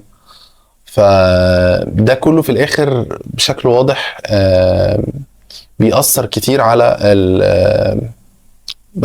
الفانكشن بتاعتهم، بس هي بشكل ما حاجه بتساعدهم. بس طبعا ده مش صح. يعني هو في النهايه برضو ضروري ان الناس لما تيجي تستخدم اي حاجه تستخدمها تحت اشراف دكتور، وضروري انها تكون مستخدماها وهي فاهمه الاثار الجانبيه بتاعتها هتكون عامله ازاي عليها يعني. بس انا واضح ان انا عايز نروح نتكلم عن نقطه بما ان احنا اتكلمنا كده كتير عن العلاج النفسي، واتكلمنا حتى ازاي الناس ممكن تتحايل على العلاج النفسي وتلجأ لوسائل اخرى. السؤال هو ايه هو الهدف من العلاج النفسي؟ هل الهدف من العلاج، وتحديدا هل العلاج النفسي بيساعد الناس ان هم يكونوا ويعيشوا حياة اكثر سعادة ولا لا؟ الموضوع ده ممكن يتجاوب عن طريق اعتبار السعادة ايه. هل السعادة equal mental health، يعني هل اسمها الصحة العقلية السليمة بتساوي السعادة؟ الإجابة لا. الصحة العقلية بطبيعتها هي جزء من مسببات السعادة. يعني هي جزء من مسببات السعادة فعلا. انت ممكن تبقى صحيح عقليا ولكن مش سعيد، لان في فاكتورز كتيرة تانية. انت بتتحقق، انت انسان مثلا يعني انا قصدي ايه صحة نفسية هنا؟ انت ما عندكش اي مشكلة، ما عندكش اكتئاب، ما عندكش ذهان، ما عندكش اي مشكلة من الامراض النفسية المشهورة، لكن انت عندك مشكلة مثلا بدنية، لكن انت عندك مشكلة في الشغل، لكن انت عندك مشكلة في الجوانب الروحانية. كل الجوانب دي نفسها بتشارك في تعريف السعادة. حلو الكلام. طيب السعادة ليها شقين بشكل اساسي. يعني الدفقات اللي هي الهيدونستيك، اللي هي السعادة اللي هي المادية بتاعت الملذات، وده جزء مهم، لأن الملذات قادرة بشكل أساسي جدا على أن هي تعطي الإنسان دفقات من المشاعر الإيجابية. لا يمكن أن تقول مثلا الأكل والشرب والجنس والخروج والسعادة والممارسات المادية دي نفسها، والكبدة طبعا، الممارسات دي كلها نفسها ما بتجيبلكش سعادة، هي سعادة ملموسة. وفي سعادة تانية بتبقى موجودة عند الإنسان قائمة من حاجة كمان، تبقى قائمة من البيربس بتاعه، الهدف، المعنى، الجزء الوجودي في الحياة، معنى الإنسان. المعنى ده نفسه هو بيخليه أكثر يكمل بقى مفهوم السعادة بشكل كامل. لو أنا عندك حياة، بس يعني في إنسان ينفع يعيش من غير معنى وبيربز وكده؟ في وجهة نظري حياته تبقى فارغة. بس مش كل الناس كده ولا ايه؟ ولا انا مش واخد بالي ولا ايه؟ ليه؟ ده حتى احنا لسه قايلين من شويه ان من ضمن اساسات الصحه النفسيه انت يكون عندك مينينج، معنى. بس انا اقصد اقول يعني مين اللي ما عندوش مينينج تعرفه؟ مين عنده مينينج؟ يعني كل الناس ايوه، يعني المينينجز دي، يعني المينينجز دي بتبقى مستمده من ايه؟ ما ده برضه سؤال الناس ممكن تفكر فيه. يعني المعنى ده بجيبه منين؟ انا مثلا اسرتك، من دينك، يعني من تطلعاتك. ايوه، يعني كويس انك توضح الحاجات دي، انه المقصود بالمعنى هنا اي معنى تخلقه، اي معنى انت تخلقه وتحس بيه. ان شاء الله تكون انت شايف ان المعنى كله في انقاذ القطط مثلا. طالما في معنى انت بتتحرك، انت بتحاول تحقر من انقاذ القطط. لا، مش بحاول احقر منه. لا ارجوك شوف حاجه تانية. انا ممكن اقول حاجه تانية.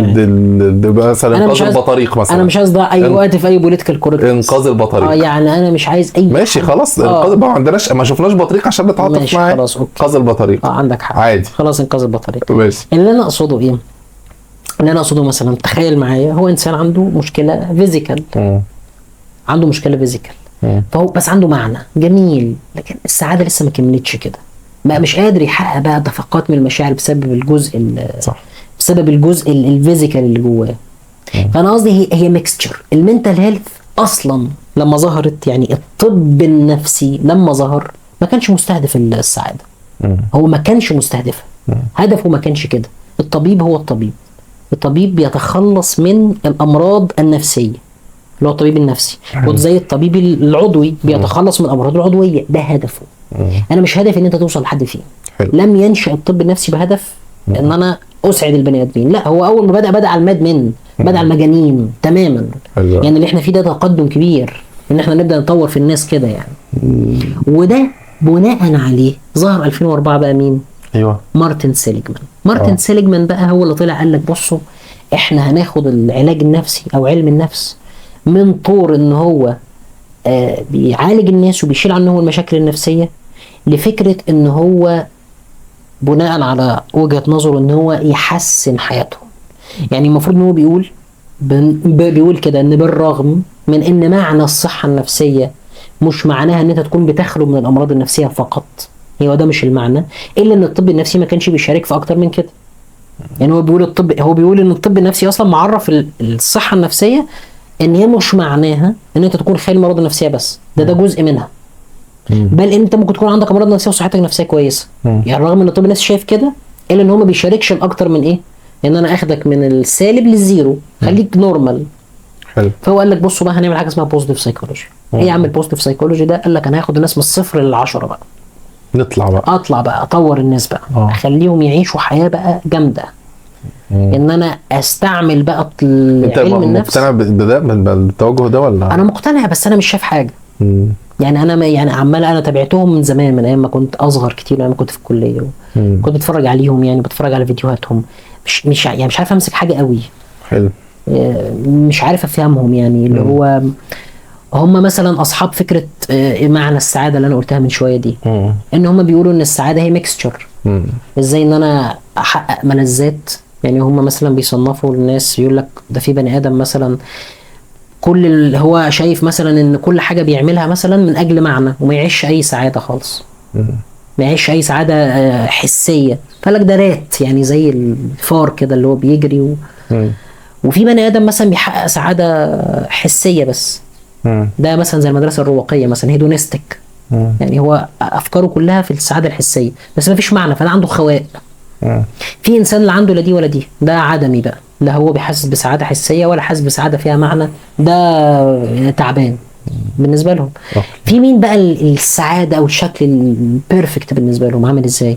وده تبع الموقع بتاعهم، هم حاطين الحاجات دي عامل ازاي؟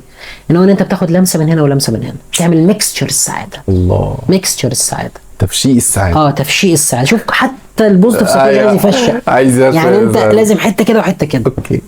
طب انا بس يعني كويس ان احنا اتكلمنا في الموضوع ده، لانه برضه انا بحس ساعات الناس بتلجأ للدكتور النفسي في المجتمعات الاكثر رفاهيه من مصر على اساس ان هو الطريق الى السعاده، وهو مش الطريق للسعاده ولا حاجه، وده بيخليهم اتعس يعني. يعني بالعكس، انت ممكن تخش وتبقى مريض بقى يعني. فبرضه محتاجين نقول للناس اللي محتاجه تروح دكتور، بس الدكتور مش إجابة على كل الأسئلة، أنت بشكل ما أنت اللي عندك الإجابات يعني.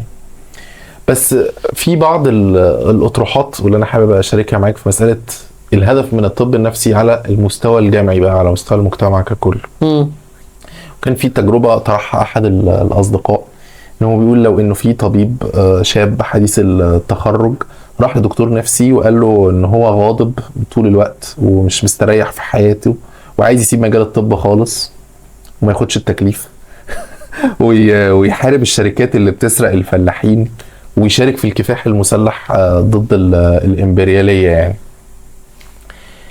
فايه رد الطبيب؟ يعني غالبا الطبيب هيقول له طب يعني غير نفسك الاول، يعني انت عايز تغير العالم، طب ما تغير حياتك انت الاول يعني. الصديق ده لما طرح الفرضيه دي هو كان بيطرحها على اساس ان هي دي قصه حياه جيفارا في الاصل. ان هو بس هو ما راحش للدكتور، يعني هو قرر ان هو يروح ويغير العالم بشكل ما. الكلام ده هو كان بيتقال في سياق انه ربما يكون الثيرابي ساعات بيستخدم لاعاده ضبط الذوات المتزعزعه عشان تتاقلم مع مجتمع فيه مشكله اصلا. فبالتالي الطب النفسي بيعيد انتاج المجتمع. انت متفق ولا مختلف مع الكلام ده؟ بشكل كبير اصلا الطب النفسي حتى كان هو اداه، واداه في ايد السلطه في لحظات معينه، في لحظات فارقه كمان. وده ممكن من الحاجات اللي بيتهم بيها عموما، وانا قابل الاتهام ده. يعني انا شايف ان الاتهام ده اتهام بشكل ما موضوع. زي القصه اللي انت حكيتها دي، اللي هي بتاعت مين؟ نجيب سرور. نجيب سرور اللي هو الراجل طبعا قصيدة الأمنيات المشهورة. قصيدة الأمنيات المشهورة طبعا. والراجل كان هو قال ان انا هتقتل، واتقتل في مصحة نفسية يعني. هي الفكرة كلها كانت يعني الطب النفسي نفسه يعني في جملة، يعني في جملة مهمة جدا فيه، ان هو شايف ان انت الهدف اصلا من الطب النفسي ان انا اخلي الناس تكوب، يعني ازاي الناس تتأقلم لكن مع النورمال ستريسورز، لكن مع المشاكل النورمال. هي دي اسمها كده، ده التعريف بتاع الكوبينج. زي ان انا اعلم الشخص ده ان هو يتأقلم مع المشاكل او الضغوطات الحياتية اليومية العادية. مشكلة بقى الطب النفسي ان هو بياخد الموضوع لبعيد شوية في بعض الاجزاء، او ممكن ياخده لبعيد شوية. ازاي؟ زي ان انت تحاول فعلا فرض عملية التأقلم على وضع غير قابل للتأقلم. يعني مثلا بدل ما تعمل سوشيال ريفورم، بدل ما تعمل تحول اجتماعي، بدل ما تعمل مثلا في حد مثلا بيتأذى من الوضع الاقتصادي، واحد مثلا بيتأذى مثلا من الوضع السياسي، فانت كان ردودك له ايه؟ ردودك له مثلا الوضع الاقتصادي ده لو انت متأذي منه اشتغل تاني. يعني فين المستيك؟ ايوه يعني فين المستيك؟ يعني في الاول في الاخر مين اللي غلطان؟ اتعلم برمجه يا اسطى. اتعلم برمجه. يعني في الاخر فين المستيك؟ الغلطه عند مين؟ ايوه لذلك على فكره هو ده شبه الخطاب، شبه الخطاب اللي بيعيد انتاج السلطه تاني زي صلاح ابو المجد مثلا. وانا شايف ان هو احقر من ان احنا نجيب سيرته مرتين بصراحه. انت جبت سيرته ولا غصب عني، بس انا قصدي هو وامثاله. أيوة. بنفس الكاتيجوري ده.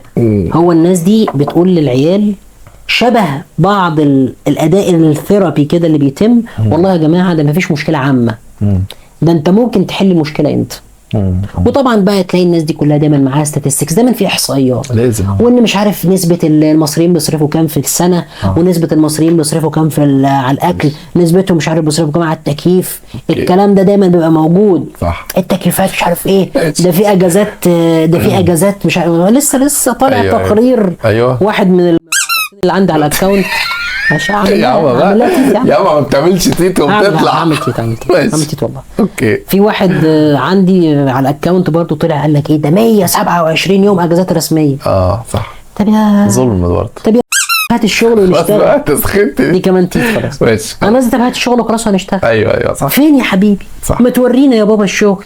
فين؟ مش عايز اتكلم في الموضوع. طب خلاص خلينا نرجع تاني للقصه اللي كان بنتكلم عليها. رباط الجأشي كده. القصه اللي كنا بنتكلم عليها قصه جيفارا. هو في نموذج جيفارا انا يعني حابب استطرد فيه شويه. والكلام كان مهم ان هو يتقال في السياق ده يعني. انه يعني هقولها تاني بالاول عشان انا هنكت. انه الفرضيه اللي طرحها احد الاصدقاء دي هو كان بيكمل عليها بيقول انه جيفارا في الحقيقه وفقا بشكل ما لو شفناه في سياقات المفاهيم بتاعه فوكو، هو قرر ان هو ما يكونش مريض. فوكو ده اللي هو ميشيل فوكو يعني فيلسوف الفرنساوي. ان هو قرر ان هو ما يكونش مريض، بالعكس لانه قرر يغير العالم اللي هو موجود فيه، لان وجود العالم على شكله ده هيخلي جيفارا يفضل مريض. فهو قرر يستحوذ على ادوات السلطه اللي تخليه يغير هذا العالم، وبالتالي بشكل ما هو ما بقاش مريض، ما بقاش عايش على هامش السلطه او على هامش المجتمع. هو شكل عالم جديد. هو بقى موجود في مركزه وقادر يغير يعني فيه. انت عايز تقول جيفارا موجود مش متاقلم مع الوضع.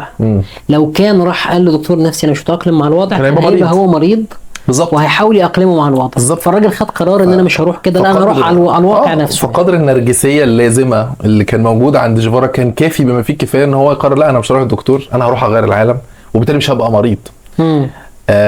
بشكل ما. وهي يمكن النقطتين بتاعه ميشيل فوكو وهي نقطه التحديد اللي بتتكلم على فكره ان السلطه بتستخدم عاده المعرفه عشان تنتج نفسها، والمعرفه دي صوره من صورها الطب النفسي، والمعرفه دي بشكل ما بتنعكس على الطب النفسي وبتنعكس على الاطباء النفسيين. وبالتالي فطول ما السلطه عماله تعيد انتاج نفسها باستخدام المعرفه دي، بقى فكره الناس اللي عايشه على هامش المعرفه دي او اللي رافضه المعرفه دي هم مش بالضروره مجانين، هم بس مش منتمين للسياق المعرفي اللي موجود او سياق المعرفه اللي بتتجه السلطه دي. استعمل مصطلحات اقل صعوبه، حاول يعني. حاضر ماشي. مش عشان خاطر حاجه، انا حسيت الكلام مش هيبقى سهل. بص يعني خلينا نقول الجزء ده تاني من الاول. لا ما تقولش من الاول تاني، انا بس قصدي انا بتكلم على فوكو تحديدا. بس فوكو بيتكلم ماشي يا ابني مش عايزك تعيد من الاول تاني. لا مش هيت من الاول، عايزك تكمل تاني، انا عايز الجمله دي تظهر، لان انا بقول لك استعمل الفاظ اسهل. فوكو بيتكلم ان المعرفه هي من ضمن ادوات السلطه، فالمعرفه مش شيء محايد. المعرفه ده منتج السلطه بتنتجه عشان تخدم مصالحها. المعرفه اللي هي المعلومات الموجوده، المعلومات نظرة الناس عن والافكار، العالم. المعلومات والافكار وتصورات مثلا الناس. ان يعني اضرب مثال على المعرفه مثلا، زي يعني مثلا فكره النازيه مثلا، لما تشوف ان هم لما هم كانوا يشوفوا مثلا ان هم العرق الآري والعرق الافضل، فده اسمها معرفه، معلومات بينظروا للعالم ازاي. ده السلطه هي اللي موجهه الناس اللي هم يفكروا كده. فهمت قصدك، خلاص خليني اقولها. ماشي، انه في افكار فوكو هقطع اللي فات ده. اقطع اللي فات ده، انا هقول لك اهو كلام سهل. من ضمن افكار الرئيسيه لميشيل فوكو انه المعرفه مش منتج محايد، وهو يقصد هنا بالمعرفه ايه؟ الكتب، الافلام، الجرايد، كل الحاجات اللي بتتقدم للناس في النهايه السلطه بشكل ما بتتاثر عليها وبتنتجها. والناس بتستقبل هذه المعرفه فبتتاثر بافكار السلطه. فالسلطه ايا كانت بقى، كانت دوله، كانت مؤسسه، كانت شركه، بتستخدم المعرفه دي عشان تعيد نفسها، تعيد انتاج نفسها في السياقات دي. فبالتالي الناس لما بتستقبل الافكار دي، هي الناس نفسها هي اللي بتعيد انتاج السلطه بنفسها، حتى لو كان ده بيتناقض بينها وبين مصالحها. مين من ضمن الناس اللي بيأكد على الكلام ده؟ واحد تاني اسمه التوسير. هو بيقول ان الدوله زي ما بتمتلك ادوات قمعيه، هو هنا كان بيفسر اكتر كلام ميشيل فوكو، زي ما بتمتلك ادوات او اجهزه قمعيه زي الشرطه والامن والجيش، برضو بتمتلك ادوات او اجهزه ايديولوجيه زي المدرسه، زي الاعلام، زي الجرايد. كل دي ادوات بتبتدي توجه الناس، وهي باستخدام الادوات دي بتخلي الناس بيكونوا تصوراتهم عن نفسهم من خلالها. يعني مثلا زي ما اتكلمنا في حلقه التعليم، هو ايه اللي بيخلي التعليم مساله مهمه؟ انت بتقعد على الاقل 12، دي اكتر مؤسسه في الدوله انت بتحتك بيها. 12 سنه من حياتك المفروض يعني انك بتروح كل يوم وبتعيش تقريبا اكتر من 8 ساعات او 8 ساعات تقريبا على مدار 12 سنه. فانت بتتشرب افكار وتصورات، مهما كانت الحاجات دي ممكن تكون مهلهله او مفككه، بس انت بتتاثر. لو المدرسه مهرجله انت هتطلع مهرجل. لو المدرس مش بيشتغل كويس انت هتبقى تصوراتك عن الشغل برضو انك مش مهم انك تكون مركز شغل، وهكذا. فالتوسير بيتكلم انه المؤسسات او الادوات الايديولوجيه اللي بتستخدمها الدوله بتخلي الناس ينتجوا تصورات عن نفسهم من خلالها. المشكله فين؟ المشكله حقيقه لما التصورات المعرفه حسب كلام ميشيل فوكو او تصورات الادوات القمعيه او ادوات الايديولوجيه اللي بتعملها الدوله، ان التصورات اللي احنا اللي انتجوها عن نفسنا تتعارض مع مصالحنا. لما التصورات دي، واكبر نموذج عشان الناس تبقى فاهمه القصه دي، هو فكره مظاهرات التنحي بتاعت 9 و10 يونيو. في هذه اللحظه جيش بالكامل 19 يونيو 67 67 9 و10 يونيو 67 انه جيش هزم في هزيمه ساحقه، طيران اتضرب على الارض. يعني حتى كلام عبد الناصر وقتها انه ما كانش فيه غير 60 دبابه ما بين السويس والقاهره، فيعني طريق مفتوح يعني. وفي هذه اللحظه كل شيء هزم فيها، الجيش هزم والناس مصدومه. وفي هذه اللحظه الناس بتخرج علشان تتمسك بالقائد المهزوم. في ناس كتير فسرت ده انه يعني ده حب لعبد الناصر، وعبد الناصر كان عنده مشروع وهكذا، بس في تفسير تاني مهم، انه ادوات السلطه اقنعت الناس دي على مدار السنين اللي فاتت. انه ومين غيره؟ ما هو ده كان السؤال، انه فعلا مين غيره؟ يعني انا نفسي لما بحط نفسي مكان الناس دي انا هعمل ايه؟ مين تاني يعمل ده؟ مين حتى حواليه؟ هنرجع للملك مهيئ يعني مين حتى حواليه مهيئ لده؟ محدش خالص. مين حتى مقبول؟ وهو اللي اقنعهم بكده ذهنيا، وهو اللي اقنعهم فمين بقى الفكره دي اتولدت فين؟ اتولدت في الجرايد، واتولدت في التلفزيون، واتولدت في الخطب الشعبيه العنيفه اللي هو كان عاملها، اتولدت في كل السياقات دي. فالسلطه هنا انتجت منتج بيتعارض مع مصالح الناس، انه قائد مهزوم يستمر في موقعه. حتى انه هيكل في احد في البرنامج بتاعه المشهور على الجزيره وكان بيتكلم، فبيقول ان هو كان شايف انه تنحي عبد الناصر هو هزيمه المشروع، وانه طول ما عبد الناصر موجود المشروع ما اتهزمش. الفكره دي انا مش مختلف مع مدى حقيقتها، انا بس بأؤكد ان هي فكره اتولدت مع الناس والناس شربتها واشترتها وبقت اختلافات الناس مع عبد الناصر. حصل بعد كده احتجاجات في 68 والناس ما كانتش مبسوطه قوي بمحاكمات قاده الطيران وهكذا، بس في النهايه الناس كانت شايفه انها بتتحرك تحت سقف اسمه جمال عبد الناصر. وانا هنا بقول ان السلطه نجحت في انها تعمل منتج بيخدم مصالحها وبيعيد انتاجها بنفسها من خلال المعرفه اللي عند الناس. الناس بتصوروا ان دي افكارهم النقيه البريئه الرائعه، بس اللي في الحقيقه دي مش افكارهم، هي دي افكار تم تصديرها ليهم وهم اشتروها وبقت في النهايه ويمكن حاليا يعني اسقاط الموضوع ده على الواقع الحالي، ان هو ان مثلا الناس اللي بتطلع دلوقتي بتدعي الناس هي تجليات، برضو تجليات مفهوم السلطه عن الشعب اصلا. يعني ازاي الناس دلوقتي بتعيد ايه الخطاب السائد دلوقتي؟ ان المشكله عندك انت، ان الخراب جاي من عندك انت، وان الخراب جاي من عندك انت ده بيدعي الناس اكتر واكتر ان هم يغيروا في نفسهم، لان هي دي القناعه اللي عماله بيتم تداولها. انت كل ما هتلجأ لحد، كل ما هتلجأ لاي قطاع الاعلام، قطاع التعليم، قطاع الطب النفسي، قطاع اي شيء، هيقول لك ايه؟ يقول لك فين المشكله؟ المشكله عندك انت. ايه مش عارف مش لاقي فلوس؟ ما تشتغلش ليه 3 مرات؟ صح. السياق ده عمال يتطور والسياق ده عمال يتبني من بدري. وانا كنت في مره اتكلمت عن الموضوع ده وقلت ان من بعد يعني 2013 والسياق العام بتاع الاعلام المصري ماشي في سكه واحده بس. انا افتكر كان كل سنه بما يرضي الله، كل سنه والله تنزل الارقام، يوم شم النسيم يجي، شم النسيم المصريين بيستهلكوا كام مليون جنيه على الفسيخ. يجي مثلا المولد النبوي، المصريين بيستهلكوا كام مليون جنيه على حلاوه المولد. والله العظيم يا ناصر على الوضع ده لمده طويله جدا، وانا اقول يا جماعه الناس دي مركزه، والناس بتقول لك انت افهم ان انت مش مورد، انت عبء، انت عبء. واي حاله افقار فبسبب مصاريفك وبسبب اسلوبك، ده حقيقي، وبسبب ان انت غير منتج. ايوه صح، انا متفق معاك. انا متفق برضه. انا بس عايز اقول ايه، انه هو انه اعاده انتاج بنقول الكلام ده بصراحه لسببين.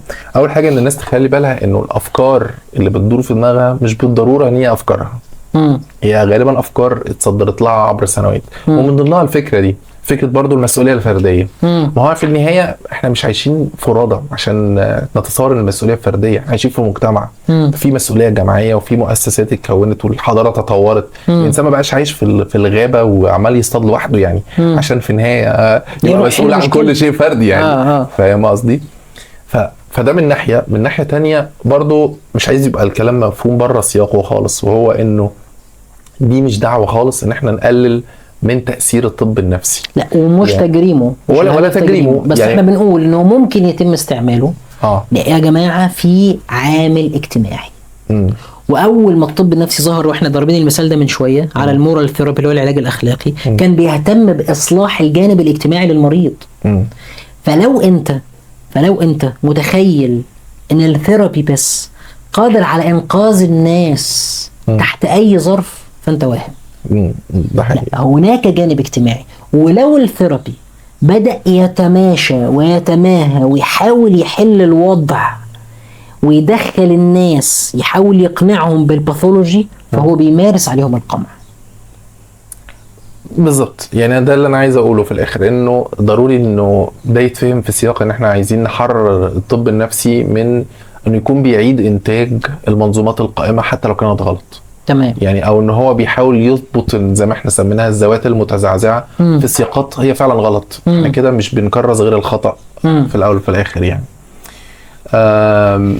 ده شويه يعني فكرني الكلام ده بما ان احنا ابتدينا نتكلم اكتر، او الكلام ابتدى يسحبنا اكتر عن سياق مصر، ففكرني قوي بفيلم احمد زكي بتاع البيضه والحجر. مش عارف انت شفته؟ الفيلم ده رائع، لان هو احمد زكي فيه كان شخص محدود جدا وفقير وعايش فوق السطوح ومثالي جدا وشخص مثقف جدا، وبيكتشف الراجل مع الوقت قوة الخرافة وتأثيرها في حياة الناس. انه الناس سريعا ما بيلجأوا للدجل والشعوذة، وهو بيقرر ان هو يركب الموجة دي. وفي النهاية طبعا يعني الفيلم بيديك نهاية فيها عبرة، ان هو بيلقى القبض عليه، انا مش فاكر النهايه قوي بس لا يعني بيلقى القبض ده بيتم تسريحه. وبيخرج من وبيقول البتاع للظابط أنا وبيعيد نصاب، انتاج النصاب بيقول له لا تشنص. وهو بيقول له انت مش نصاب، صح انت كده فكرتني بالنهايه. فكويس ان الفيلم ده افلت من النهايات الدروس المستفاده بتاعت السينما. بس هو الفيلم ده وضح لي قد ايه، لما انت حتى كنت بتسالني على افلام، الفيلم ده لسه جاي في دماغي، انه يمكن ده اكتر فيلم وضح الحاله النفسيه بتاعت المصريين قد ايه هشه، وقد ايه فيها جهل كبير من الناس. ان الناس عاده ما بيلجوش الطب النفسي، بيلجوا اكتر للدجل والشعوذه. حتى الارقام بتقول المصريين، وده يعني دراسه مش حديثه قوي، المصريين بيصرفوا 50 مليار جنيه بس على الدجل والشعوذه. نهار اسود على الارقام. فيعني تحصل مشكله فيها دي. ليه طيب الارقام ده؟ الاسعار هتولع. لا ان شاء الله خير. يا سيدي اسعار الدكاتره النفسيين تولع. استرها يا رب.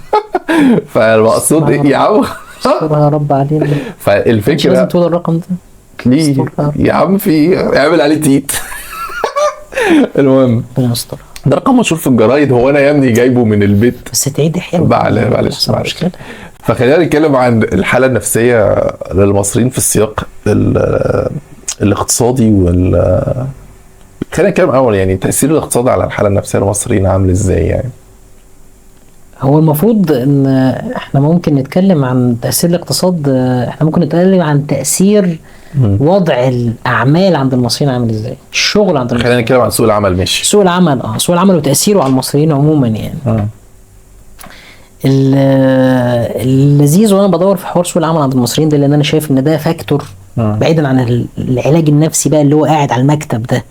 يعني بعيدا عن العلاج النفسي اللي هو على الشيزلونج والكلام 1 تو 1 ده، في جانب معين، في حاجات معينه كده قادره بشكل عنيف جدا على تدمير كل القلاع والبنى اللي انت ممكن تبنيها مع مريضك في لقاء 1 تو 1. منها مثلا طبيعه العمل.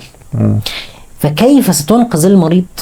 كيف ستنقذ المريض من مرض زي امراض القلق اللي هو من الاكثر والاكثر انتشارا في مصر بناء على احصائيات ستاتيستا دي، بناء على احصائيات ستاتيستا، اللي انت هتنقذه ازاي لو كانت بيئة العمل وطبيعة العمل بتاعته نفسها بتدمره كل يوم؟ تعال بقى ناخد شوية الارقام الغريبة اللي في مصر دي. انت عندك في مصر اولا في نوعين من الاشغال، في حاجة اسمها فورمال وفي انفورمال، يعني في اشغال رسمية ودي ليها عقد وليها ضمانات اجتماعية وليها ضمانات صحية. النسبة دي بتمثلها في مصر 20% من الأعمال.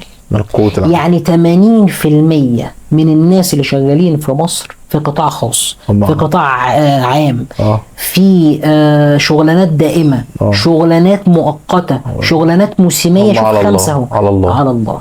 يعني هو بيعمل يوميا بلا اي غطاء اجتماعي، بلا اي غطاء صحي. طيب ده عمل ايه في السوق بقى بناء على الدراسات؟ قال لك ان ده زود استاتيكية السوق.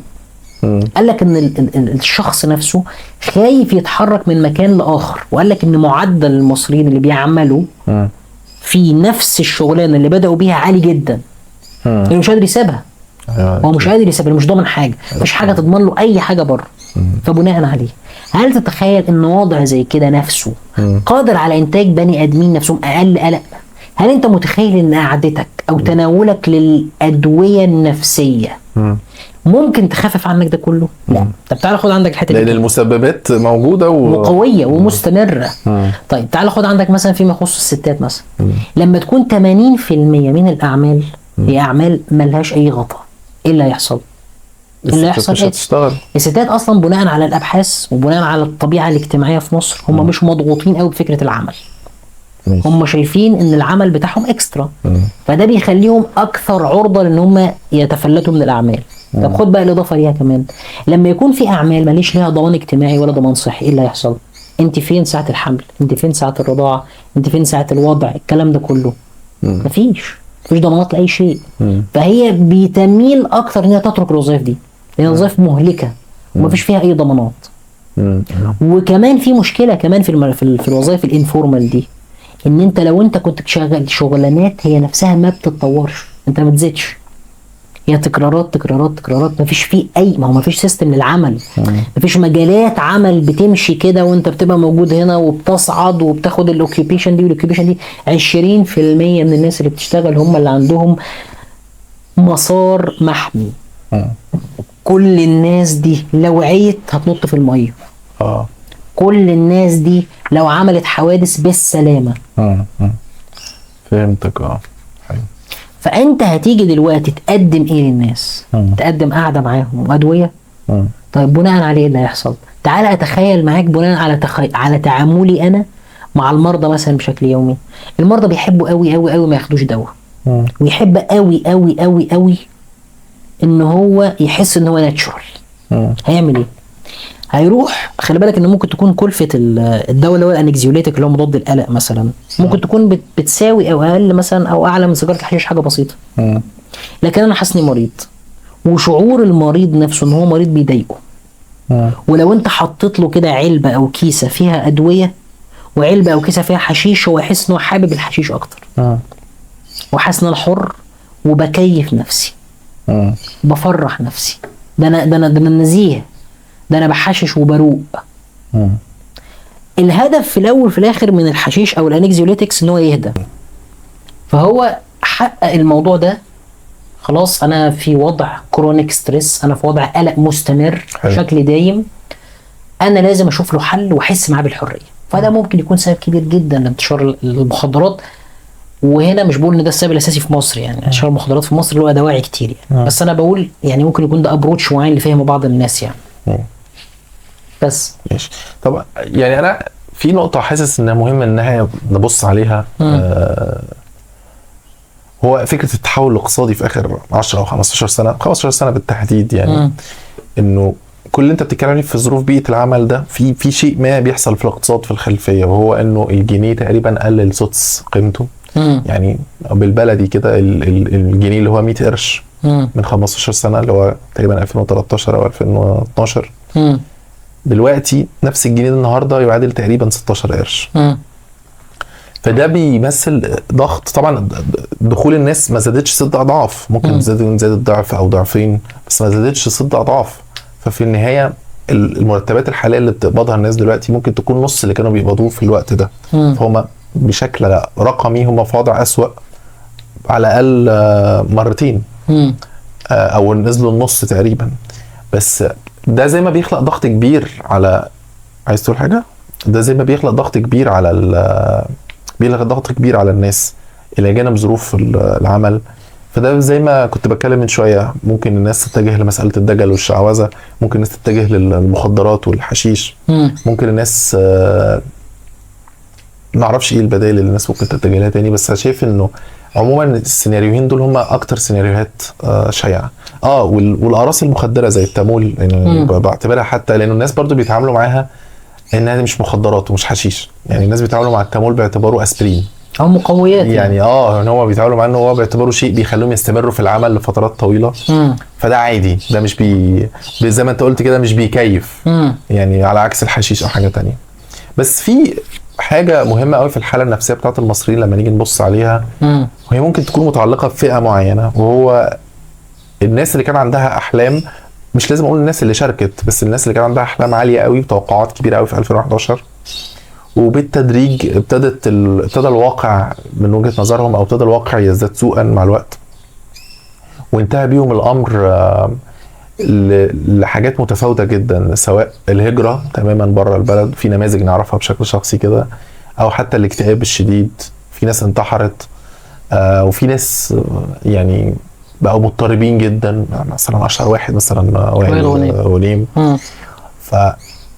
فيمكن هي الحاله دي اللي ممكن تكون ظهرت قوي في الميديا وفي الاعلام، بس معظم المصريين يمكن ما مروش بنفس الحالات دي، بس مروا بامور يعني لازال ليها تداعيات ممكن تكون ما بانتش كمان بكل تجلياتها يعني. بس كان مهم ان احنا نقول الشريحه اللي كانت بتحلم قوي دي وبعد كده اصطدمت بالواقع قوي، ايه اللي حصل لها بكل الجريدينتس بتاعتها يعني. انت عندك تعليق على الجزء ده ولا؟ لا بصراحه حاسس انه حزين ولا يعني مش يعني الانسان ما يحلمش بقى يا استاذ حامد ويفشق؟ ما ده اللي انا بقول لك عشان تقول لي ايوه كده الانسان بقى ما يطلعش باحلامه بعيد. عارف مين احسن؟ عارف مين اكبر واحد عمل صاج لايف تفشيقي؟ انور السادات. الله. طب ما تدينا من هذه الحكمه. انور ده السادات احنا عاملين الحلقه دي من اجل هذه الحكمه. عمل ايه؟ ايه؟ طول ما هو قبله ما كان مع ضباط الاحتياط اه راح هو طبعا الوحيد اللي اترفد قبل كده. صحيح. اترفد هو عانى. وعانى، فقال لك ايه؟ قال لك الرجاله هتعمل انقلاب. حلو، هنعمل ايه؟ انا معاكم يا رجاله. صح. بس ايه، انا رايح السينما. بس ثانيه واحده بس قبل ما تكمل القصه انا عايز بس اوضح احط عنوان هايلايت لهذه الجزئيه. يعني ان دي لازم ان احنا نتعامل معاها باعتبارها تفشيئه هي الاكبر في تاريخ مصر. تفشيئه دي بقى يعني مش مثلا الواحد ايه يعني اشتغل طب نفسي وعصبي. لا خلي بالك السادات كمان كمل تفشيء. ماشي. سيبك من حركه السينما. ايوه حلو سيبك من حركه السينما. بس اشرحها بس للناس. بس احنا هو الراجل راح جاي دخل مع ضباط الاحتياط. ضباط الاحرار قصدي. واللي هنعمل كذا يوم 23 يوليو. يقول لك انا مش عارف وراح داخل على ايه؟ وراح رايح على السينما. وراح عمل مشكله هناك في السينما. اختلف ليله الايه؟ ويلا بينا على الاسم. يلا بينا على الاسم. اي تضييع وقت. محضر اثبات حاله، اعمل لي محضر. هو لا مصحصح. هو مش عبيط. طيب بعد ما دخل ضباط الاحتياط لقى الرجاله اول ما قعدت مع نجيب وبتاع بيدبحوا بعض. هو الراجل راح جاي وقال لك مش مستاهله. وادي ايه؟ قال ايه ده؟ انا تفويض الاستاذ جمال عبد الناصر يعني هو الدين بيقول ايه؟ والراجل ده فالناس كلها قالت لك الراجل ده ما يخوفش. بس تبص على الصوره بتاعتهم كلها ما بين سجن وقتل ورمي وشمس بدران دلوقتي مسافر ومين اتقفش مع مين ومين راح صلاح سالم ده اللي فلت. ما تبقاش غيره بقى. هو اللي قعد عاش الدنيا راقت. وما يمسكش ولا منصب تنفيذي. كلها مناصب ايه؟ مجلس الشعب. صح. يمسك الاعلام، يمسك المتحدث المتلبلب. ده ابراهيم عيسى اتكلم عليه واشاد بيه يعني. فضل مفشق من 52 وهو قاعد كده. لا انا قاعد ما بروحش ما بشاركش مع ضباط الاحتياط ولا انا ضباط الاحرار ولا انا انفولفد قوي. انا حاجه كده في النص. دخل وكمل. حلو. هو ميزه مصر ان انت حوالين الحاجه.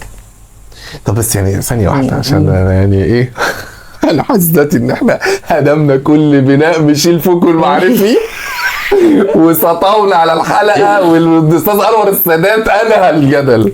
هو الراجل قعد 18 سنه ما بين 52 لحد سنه 70 19 سنه تمام. وهو في حاله التفشيق دي. وطبعا كلهم قضوا على بعض في السيناريوهات. خلي بالك انه عمره ما كان السادات ابدا مرشح ان هو يكون الموقع ده. هو كان الراجل رجل الدواريه يعني. حتى جمال عبد الناصر كان مسميه كده. هو رجل في الظل كده يعني. يجل مطرح ما تسيبه هتلاقيه. لا هو متعمد وهو قاصد يعني. هو قال لك ايه؟ هو دلوقتي عندنا حد زي جمال عبد الناصر نجم وزخم وطالع. وانا مش ممكن ما اكونش متفق مع كل تصوراته او سياساته بس في النهايه هقف قدامه هتشال. فالراجل قاعد على مدار الزمن ده كان بيتنقل بين زي ما انت تقول كده بين مواقع. يا اما رئيس مجلس الشعب يمسك اسمه ايه ده جورنان كبير. اظن كان مسك الاخبار او اخبار اليوم مش متذكر. وفضل يشتغل في المواقع دي. وليها موقع عمره ما مسك موقع تنفيذي. يعني برضه عشان نوضح دي نقطه شديده الاهميه. وتفشيئه السينما دي بقت يعني ساج لايف يعني بقت هي دي التفشيئه عموما يعني 18 سنه مفشق. بس انا عايز اوضح كذا حاجه في النقطه دي عشان دي شديده الاهميه في تجربه السادات. وكويس ان احنا بنتكلم عن السادات لانه ده نموذج مهم يعني. اول حاجه انه السادات لما اتفصل من الجيش هو اتفصل من الجيش بسبب قضيه تخابر وتصليح تخابر مع الالمان يعني. وكان هيصلح جهاز لاسلكي وحاجات شبه كده. وحتى هو ما فهمش الجهاز ما عرفش يصلحه يعني. هو كان يعني اجهل من ذلك. بس في النهايه حجم الخساره الماديه والمعنويه اللي هو تعرض لها ما كانش حواليه حد. فهو بشكل ما هو طور ميكانيزم التفشيق جوه دماغه. ان انا لازم احط رجل هنا ورجل هنا. وده بشكل ما ضمن له ده. بس هل التفشيق لوحده نجاه؟ ما دي برضو نقطه انا مهتم برضو الناس تاخد بالها انه التفشيق اذا يعني استراتيجيك تول. يعني هو فضل مفشق لحد سنه 70 لما بقى رئيس. تمام. لما بقى رئيس ما بقاش ينفع يفشق. ليه؟ لان النهارده بقى في مراكز قوه. هل هو فشق مع مراكز القوه؟ هو حاول. لا هم ما بدوش. هو جه في الاول يعني. لا هو جه في الاول قال لك هي واضح ان دي بقى ايه عركه صفريه. انا مش هفشق والدنيا هتكمل. هو حد فينا انا لو فشقت هتفشق. مفيش دوارايه. خلاص انا قعدت على الكرسي. فاصبح الراجل لازم يتصرف. فساعتها تقاضى عن التفشيق وقرر ان هو يواجههم، والمشهد الشهير بتاع الليسي ناصف ولو حسيت ان في خطر على رئيس الجمهوريه هتعمل ايه يا ليسي؟ فان هو في هذا الموقف قرر ان هو يواجه. انا بصراحه كنت وهو في الموقف المواجهه ده، لو هو ما كانش واجه الناس دي في المرحله دي البلد كانت هتفك منه ماشي. ولا داعي لاستحضار امثله اخرى يعني ناس فكت منهم.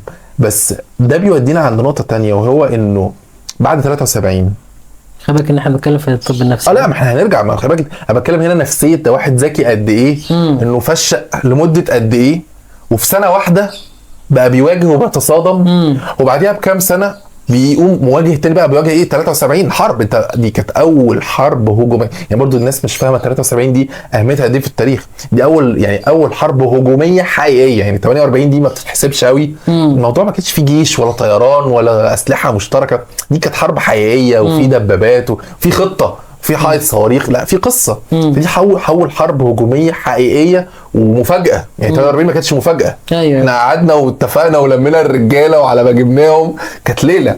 بس 73 دي حرب فيها مفاجاه او قدر من المفاجاه، يعني عشان برضو كان في تفشيقه كده بس مش داعي لذكرها دلوقتي. بس ففي 73 بشكل ما الراجل اقدم على الحرب. بعد 73 ومش تحديدا بعد 73 يعني بعد يوم 16 او 14 اكتوبر ابتدينا تاني نتجه، يعني يمكن هو طار الهجوم يوم 14. المهم يعني احنا على اخر شهر اكتوبر ابتدينا نروح لسيناريو ايه التفشيق، اللي هو احنا ايه، احنا دلوقتي احنا عشان الحرب دي عشان السلام، فاحنا دلوقتي ايه عايزين كده وكده يعني فاهم، فاحنا عايزين ناخد ارضنا بس في نفس الوقت ايه بالحب. فانا قصدي اقول هو الراجل كان ذكي بما فيه الكفايه، يعرف يفشق امتى ويهاجم امتى. ممكن لانه برضو التفشيق للابد. استعمل كلمه الحلول الوسط بقى كفايه. انا حاسس لا تفشيق كتير. احنا فكينا مصطلح لابد ان ننشره دلوقتي. صح ماشي. انه خلاص التفشيق ده حالة بس يا جماعه ده كده طريقه مصطلح. بس هنفشق لحد امتى؟ يعني تفشيق ما هو برضو الراجل نجح وقدر يوصل لانه برضو قدر خلي بالك انت لما بتفشق بتعمل شويه منجزات لازم تاخدها في حاجه هجوميه بقى، فحاجه لازم تستعد عند لحظه معينه خلاص بقى تعدي بقى حته تانية وبعد كده تفشل. عارف اللي صعبين عليا في موضوع التفشيل مين؟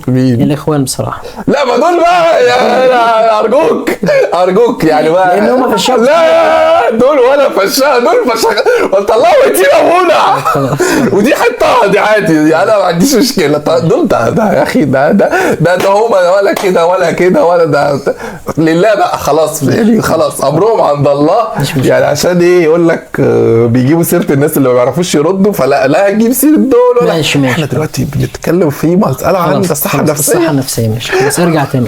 فيعني تجربه السادات اللي انت ذكرتها في سياقات التفشيق دي كانت تجربه مهمه وفي سياقات التحول، ويمكن هي دي رسالتك انت للشباب مش رسالتي انا. هو فكره يا جماعه ايه احنا في مصر فحاولوا تفشعوا على قد ما تقدروا. ايوه حل وسط حته في النص كده، لان هو الوضع كله اصلا مرتبك جو ان احنا نحلم قوي على زي 2011 وتستسلم قوي وتموت كده. حاول كده ايه توزنها وربنا هيكرمها ويعدينا ان شاء الله. هو لحد ما تلاقي اللحظه الحرجه فوت ايوه انا بقى قاعده اخشى ان الناس من كتر ما فشقت تتعود تيجي تلمها تعرف ايه ده هنعمل انتخابات احنا مش مستعدين. ما بنتكلمش في السياسه مش بنتكلمش في السياسه فعلا، احنا بنحاول نتكلم عن يعني افكار جوهريه ليها علاقه بالايه بالطب النفسي. طيب هنفترض بقى جدلا دلوقتي انه كل الظروف في مصر الاقتصاديه والذهنيه والفرديه كلها ان الناس قال لك لا خلاص احنا مش هنروح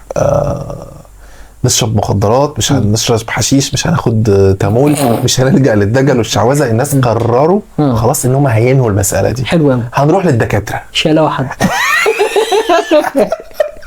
يا عم بقى يعني بعد الفكره يعني دلوقتي هو بقى يروح للدكاتره. احنا عايزين نعرف ايه هو شكل منظومه الصحه النفسيه في مصر. طيب هو المنظومه طبعا عشان خاطر الارقام مبهره في الموضوع ده احنا ما كتبناش في الورقه دي من كتر جمالها يعني.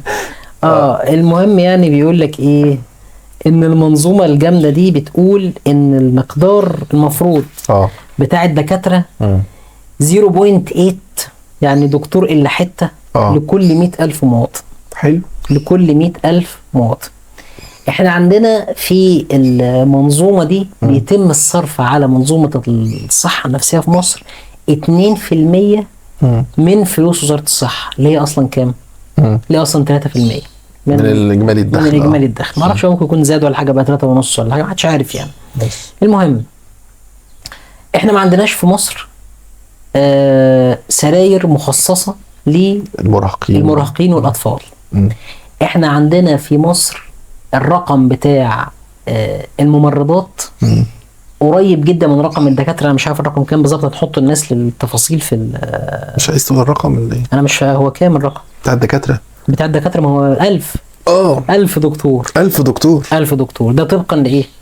طبقا للتقارير بتاعتهم هم. ودي ارقام مفزعه. ودي ارقام مفزعه على هذا الرقم العنيف. احنا عندنا بناء عليه اللي بيحصل ده دلوقتي مفيش اي حد ينجي الناس. طيب خد بقى عندك حته كمان، بس في رقم مهم ان انا برضو عشان له علاقه بالارقام اللي انت بتقولها، انه في ارقام من وزاره الصحه المصريه نفسها ما دي بنقارن الارقام وزاره الصحه اصلا. 25% من المصريين مرضى نفسيين. 25% ده رقم كبير فشخ يعني. واحد من كل 4 عنده مشكله نفسيه. يعني 25 مليون. 25 مليون لو احنا لسه 100 في قدامهم 1000 دكتور. يعني مين هيصد طيب؟ طبعا في برضو يعني ارقام مثلا اللي هم اللي شغالين كاخصائيين نفسيين واخصائيين اجتماعيين ما تفرقش كتير. الارقام هزيله بدرجه جنونيه ومصاريف ضعيفه جدا ومستشفيات معدوده. الارقام بتاعتها كمان مش عارف احنا كاتبينها فين. الارقام بتاعتها احنا عندنا المفروض برضو بمناسبه ان احنا عندنا 0.8 يعني 0 او 8 من 10 لكل 100,000 عيان، فاحنا عندنا 9 سراير لكل 100,000 عيان. مع العلم ان المرضى النفسيين هم اكتر مرضى بيطولوا في المستشفيات، لان هم بيقعدوا في المتوسط بتاعهم 40 يوم في المستشفى وبيرجعوا كذا مره. فتقريبا بس ده معدل عالي، ده معدل 40 يوم ده معدل، ده افريج، لان هم بيطولوا فعلا. قصدي عالي بالنسبه للمستشفيات العاديه غير المستشفيات العاديه طبعا. بس انا قصدي ان حتى الرقم بتاع المستشفيات ما يستحملش اي حاجه.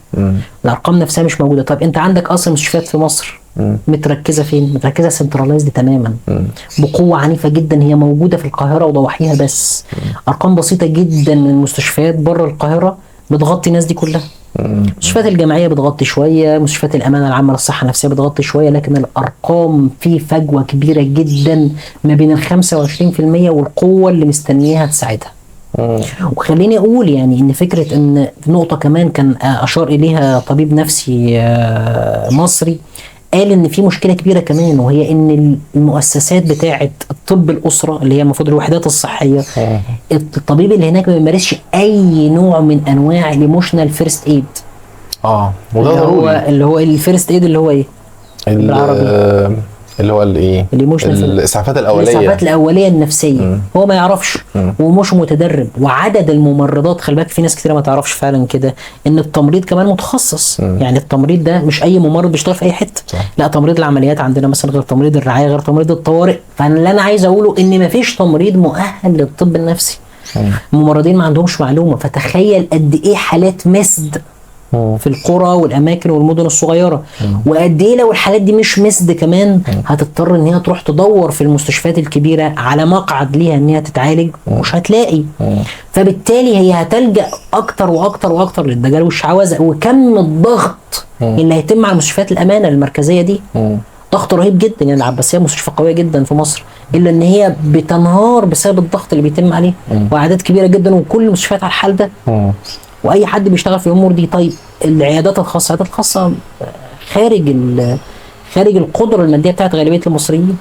خارج القدره. احنا اقل رقم الناس اقل رقم في السيشن 300 جنيه وبتبقى اونلاين، ويعني والناس بتبقى بتتالم. يعني تخيل ان انت محتاج 300 جنيه مثلا في الاسبوع ومفيش حد. الناس في حاله ضنك، وده اقل حد كمان. فالمنظومه الصحيه في مصر بتاعت الصحه النفسيه انا ما اعرفش يعني هي ما جاتش. هي لسه كتير. وخلي بالك ان الارقام الموجوده كمان ال 1000 دكتور دول ولا ال 8 من 10 دكتور لكل 100. انا قاعد معايا واحد اهو. يا عم انا امراض عصبيه برضه. المهم انا عايز اقول لك ان كام يعني كمان دول مش العصبيه، يعني ممكن يطلع فيه شويه عصبيه برضه معايا. في عصبيه بيدوسوا يعني. مش فارقه يعني. الدنيا كلها في مصر عايمه كده. ممكن تلاقي نفسك اصلا كنت دبلوم علم نفس ولا. المهم يعني. اوكي. فبناء عليه برضه فالارقام مش قادره تساعد. الناس انت عمال تزقهم ان هم يتوعوا ومفيش حد يستقبلهم. ومفيش تجديد. يعني المضحك في الموضوع ان انا لو انا وانت لما كنا بندور في الموضوع ان في احصائيات موجوده في 2004 والاحصائيات دي تم نشرها عن طريق مثلا مشاركات من احمد عكاشه والدبليو اتش او وحاجات كتيره كانوا يشاركوا في الموضوع ده. الارقام دي لم تختلف، تضخم سكاني رهيب ومفيش اي التفات للوضع ده. بتتكلم عن ارقام المؤسسات او الكيانات او المنظومه الصحيه. المؤسسات نفسها، المؤسسات الصحيه مش فيها تطور. تخيل من 2004 ل 2024 حاجه كده عدى 20 سنه عليها بالظبط. يعني انت عايز تقول ان الموضوع ده مش بيترك اصلا. طب ما احنا دلوقتي كده كاننا بنبث في الناس احساس بفقدان الامل. يعني انت عايز نديهم امل يعني؟ لا مش عايز نديهم امل. انا بقول يا اما ناكد انه لا يا جماعه ما فيش امل. ما هو برضه يعني انا يعني في امل. ما هو الامل اللي احنا بنقوله، احنا هنقول للناس ايه؟ احنا ممكن نكون يعني في رساله ان المؤسسه الصحيه المخصصه بالطب النفسي في مصر محتاجه تطوير، محتاجه انفاق، ومحتاجه رعايه اطول من كده لاسباب كتيره جدا، منها ان الانفاق وده طبعا برضو وفق احصائيات اللي تبع منظمه الصحه العالميه برضو كانت بتقول ان انت لو انفقت دولار واحد بس في الصحه النفسيه على الصحه النفسيه هيعود عليك بمكسب $4. يعني انا قصدي في الاول في الاخر استثمار. هو استثمار. لان الناس دي كلها بيردن، عبء وعبء كبير كمان، عبء ضخم. لان الناس دي كمان بتأدي، لان خلي بالك انت 54 ولا 44% من المرضى النفسيين في مصر هم اصلا متعلقين كمان بيدخلوا كمان في سبستانس ابيوز، يعني ادمان مواد مخدره. فكون ان هم مدمنين لمواد مخدره غير ان هم ما بينتجوش في البلد، هم مجرمين. احتمال كبير انه يدخل في سكه الاجرام، لان اي درجه من درجات الادمان ممكن تدخله في اجرام والى اخره. فانت بتتكلم على ان هي فيشس سيركل من التدمير. انت بتدور على ايه والانسان نفسه منهار. يعني انت بتدور على ان انت تطور ايه والانسان نفسه منهار. انا ما عنديش مشكله طبعا مع الجوانب الاقتصاديه انها تتطور والى اخره، لكن لو الجزء ده نفسه ما اتطورش فانت بتستثمر لمين؟ بتبني لمين؟ بتبني لمين؟ لناس اصلا غير قادره على ان هي تستثمر او ان هي تستفيد، وناس غير قادره على ان هي يعني حتى ما تدمرش. والله انا يعني سعيد جدا بالكلام اللي انت قلته، وحابب ان احنا نختم هذه الحلقه بالاغنيه اللي احنا اتفقنا عليها. هنشغلها واحنا بنقفل بقى. بتاعت ايه؟ ما احنا هنشغلها دلوقتي، هنشغلها على الموبايل. احنا كده خلصنا. انت عايز تسال طب حاجه؟ لا انا تعبت. ماشي. انا متشكر لك يا عم ناصر. تقدر تعمل كل حاجه، تقدر تعمل اي حاجه ولا يهمك. لا عايز كل اللي بتحلم بيه تقدر عليه. هيوقفوك، هيحاولوا يقسوك ويحبطوك ويكسروك. خليك دايما جامد، هو بيقول لك جرب حاول يقطعوك، وده مالي يفشلوك يبكتوك ويزهقوك. وما تزعلش ده عادي، كله كلام عالفاضي. لو غرقوكم لو وقعوكم صدقني في يوم بعزيمة وإرادة تقف تاني كالعادة. في جواك سوبرمان أحلامك بالإمكان، وعشان أنت بطل من جواك في حلم بيستناك. تقدر تطير من غير جناحات، وياك تقول ما خلاص الوقت فات. شوف الجايات وانسى الرايحات. الحلقه دي يا اما هيشوفها واحد يا اما هيشوفها 100,000. لو انت شله بس الحاجات العنيفه الشتايم وكده وسبت الاغنيه دي في الاخر، الحلقه دي يا اما هيشوفها شخص واحد يا اما هيشوفها 100,000. انا ما اعرفش. ميشيل فوكو على محمود العسيلي على على السادات والتفشيق. انت طلعت مصطلح ابن خلي بالك، وانا قعدت اتك عليه انا قلت يبقى في ايدينا حاجه وما نطلعهاش. البرنامج ده بيتحول تدريجيا انه بيخلق ناريتيف وطنيه اللي هو ايه؟ احنا مش هنقول حاجه وحشه في حق حد، بس يكفي كميه السواد والكوميديا اللي احنا فيها. اصل خلي بالك السخريه دي سلاحي ضد المراه. الحلقه دي اهرس شيل بس الخرا بس بتاع الشتايم ده. انا مش انا مبسوط. حلو. انا خلاص. والحته بتاعت الاغاني الفاخر دي بشكل ما جت في دماغي شغالها، ما اصل هتقول ايه للناس في الاخر؟